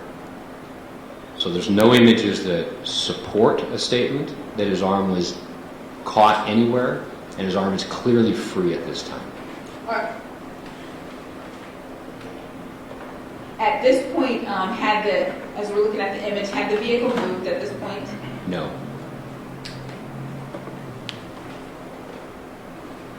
And you would state that at that point that Mr. Tenzing's left arm was not caught or tangled in the steering wheel in the video? Yes, that's what I said, yes. All right, let me read another statement from his statement that I read earlier. At this point, I lost my balance and I fell against the car on the left side of my body. Can you examine whether or not Mr. Tenzing has fallen against the car up until when he yelled stop for the first time? Yes. The camera perspective, if Mr. Tenzing had fallen in any way, would have dropped in its perspective. If his body had turned to face the back of the car down the roadway, we would see the other side of the roadway because of the 130-degree perspective. The focal point of the camera is at about, I'm pointing now on this image, at about Mr. DuBose's chin, which would be about the center of the open window. His left shoulder is toward the top of the window, with a full continuity of no obstructions of his hand. The gun hand is free of any obstructions. We know that because the gun's the extension of the hand. So we have visual perspective and continuity of his hands. And there's no downward motion, sideways motion that supports a falling at all. And continuing with the statement, Mr. Fredericks, I'm going to read the next line. Was hanging on the side of his car and I was kind of facing backwards. My body was facing his trunk. Can you examine whether or not Mr. Tenzing's body was facing backwards up until when he yelled stop for the first time? What we can say, as I said, is that we can interpret where his body is facing because we have the camera's perspective of what his chest would be facing. So at this point, his chest is not facing the back of the car, it's facing inside the car. Okay. And you asked about the hanging on to the car. His arm is clear, free. We have full continuity that his hand is at the area of Mr. Tenzing's stomach, or Mr. DuBose's stomach, pardon me, and his other hand is on the gun, so we can clearly see he's not hanging on to anything at this point. Can you play that again for us just so we can... Well, I still have to figure out if you have a license or not. Go ahead and take your seatbelt off for me. Man, you can do that, man. Go ahead and take your seatbelt off. Stop. All right, thank you. I'm going to move along in the statement. Next, he stated, as he continued to accelerate, my arm was still stuck at this point. I could not free it. Can you examine whether or not Mr. Tenzing's hand was stuck anywhere and whether or not the vehicle was accelerating? The vehicle is not accelerating, it has not moved, and as I stated earlier, his hand is free and he's in control of his hands. Moving on in the statement. At that point, I was thinking, oh my gosh, I'm getting dragged by this guy's car. I don't want to die today. Can you examine whether or not Mr. Tenzing was being dragged by the time he yelled stop? Whether or not Mr. Tenzing was being dragged by the time that he yelled stop? This is the moment that he yells stop. The vehicle is not in motion. He is not being dragged. All right, continuing on. I'm in fear of my life. At some point, my hand is still stuck as I'm drawing my weapon out. Can you examine whether or not Mr. Tenzing's hand was stuck while he was drawing his weapon anytime up until the point when he yelled stop for the first time? Yes, and the measurement in time that I examined, as I described, was his right hand was in view coming off the top of the vehicle. 1.17 seconds, the gun is in view. And during none of that time, as the weapon is being drawn in that process, is his hand stuck anywhere. I'm going to skip ahead a little bit in the statement. So I pulled my gun out, and as I'm falling, I'm kind of below the plane of his window. Can you examine whether or not Mr. Tenzing is below the plane of the window at any time up until the point where he yells stop for the first time? At no time during any of these images is the camera below the plane of the window. It's always above the plane. Mr. Tenzing's eyes are 13 inches above the camera, so there are no images. All the images are contrary to that statement. All right. And can you explain, I'm sure you already have, but just make sure everyone understands, what is the plane of the window? But the plane of the window, my definition of it, would be where the door, the bottom of the door window is, where the window would come out of the interior of the door panel. I'm calling that the plane, and the camera never goes below the plane. In fact, it's always showing the top of the plane, so it's either centered looking across the image or looking downward, depending on how he flexes his body and chest. I'm going to move forward in this statement. So the only shot I could see that I could take to stop the threat was a headshot. That's the only part of his body I could really see at this point and had a clear visual of. Mr. Fredericks, at least up to this point in the video, based on your knowledge of the camera placement, would his perspective give him more or less visibility of Mr. DuBose? The camera is in a position here to see from about the lap of Mr. DuBose to above his head. Officer Tenzing is 13, his eyes are 13 inches above the lens of the camera, approximately. So his perspective would give more perspective into the area of his legs and to his head. He would see more of the body than the camera would see at this position. Thank you. Continue on in his statement that I read previously. And I told him, I believe twice, to stop the vehicle. Stop, stop. I just wanted him to stop the car. That was my goal. At this point in the video, you testified that Mr. Tenzing had yelled stop once for the vehicle. And was the vehicle in motion at that time? No, the vehicle is not moved. At the time of the first verbalization of stop, the vehicle has not been in motion. And we can tell that because we see Mr. Tenzing's feet on the ground. They don't move, the vehicle doesn't move in relation to the feet, and we see the background that stays constant. All right, and then continuing on next, he said, he still just continued to accelerate, and that's when I discharged one round. To this point in the video that you played so far, we haven't shown the shot being fired yet, is that correct? Correct. And at this point in the video, to the first shot, the car is not in motion, is that correct? Correct.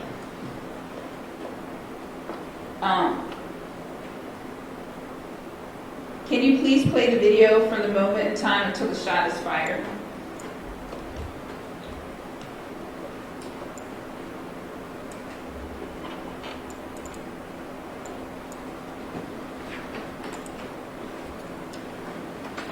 So I'll play it from the image that we've been discussing, where we see the full uniform arm at the moment he yelled stop the first time. I'll now play it from here to the point when the shot's fired. So again, the car is not in motion, and we've only heard the first direction to stop. Okay, thank you. Now, sir, can you tell us how long was that? About 1 second. And during that time, could we see the defendant's hand? Yes, throughout. And where was it? Still connected to the seatbelt. Okay. Okay. And at any time during this time frame, did the camera ever drop below the driver's door? No. And how can you tell that, Mr. Fredericks? We can see each of the images. So as I can go image by image by image, as I'm doing here, in that last 1 second of time, and at no point does the camera fall below the threshold of the door. And Mr. Tenzing's eyes are 13 inches above the camera view. So at the point that the shot is fired, I'm stopping it here.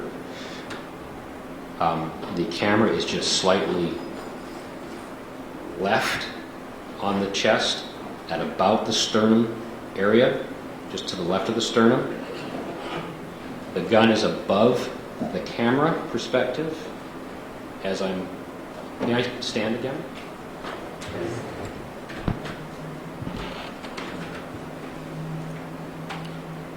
The orientation of the camera is at the sternum, just to the left on the right side of the left pocket. The gun image here is above the camera. Pretty much how I'm holding it now, my hand. And as I'm looking downward, I'd be looking through the sights of the gun. So the perspective of the officer here would be above the gun, looking down. Okay. If the camera never dropped below the window, what opinion do you have about the position of Mr. Tenzing's eyes during the 1 second event? My opinion is that his eyes are 13 inches above the camera perspective that we see. It would be looking down the sight picture, we call it, of the firearm to the target.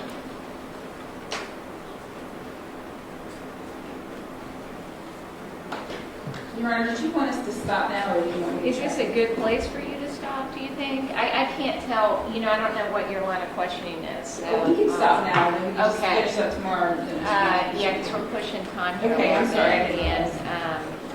If that's all right with everyone. That way, Mr. Fredericks will be back on the stand tomorrow morning first thing. That's okay? All right. Thank you. Okay. Ladies and gentlemen, we are going to recess at this time. I just want to remind you there's no discussion of any of this. Please stay away from social media, stay away from television, the news stuff, and all the other admonitions I've been giving you perpetually throughout these proceedings. I'd ask that you be in my room tomorrow at 9 a.m., and we will begin again promptly at 9:30 tomorrow, okay? We'll begin again with Mr. Fredericks on the stand. Thank you, ladies and gentlemen. All rise.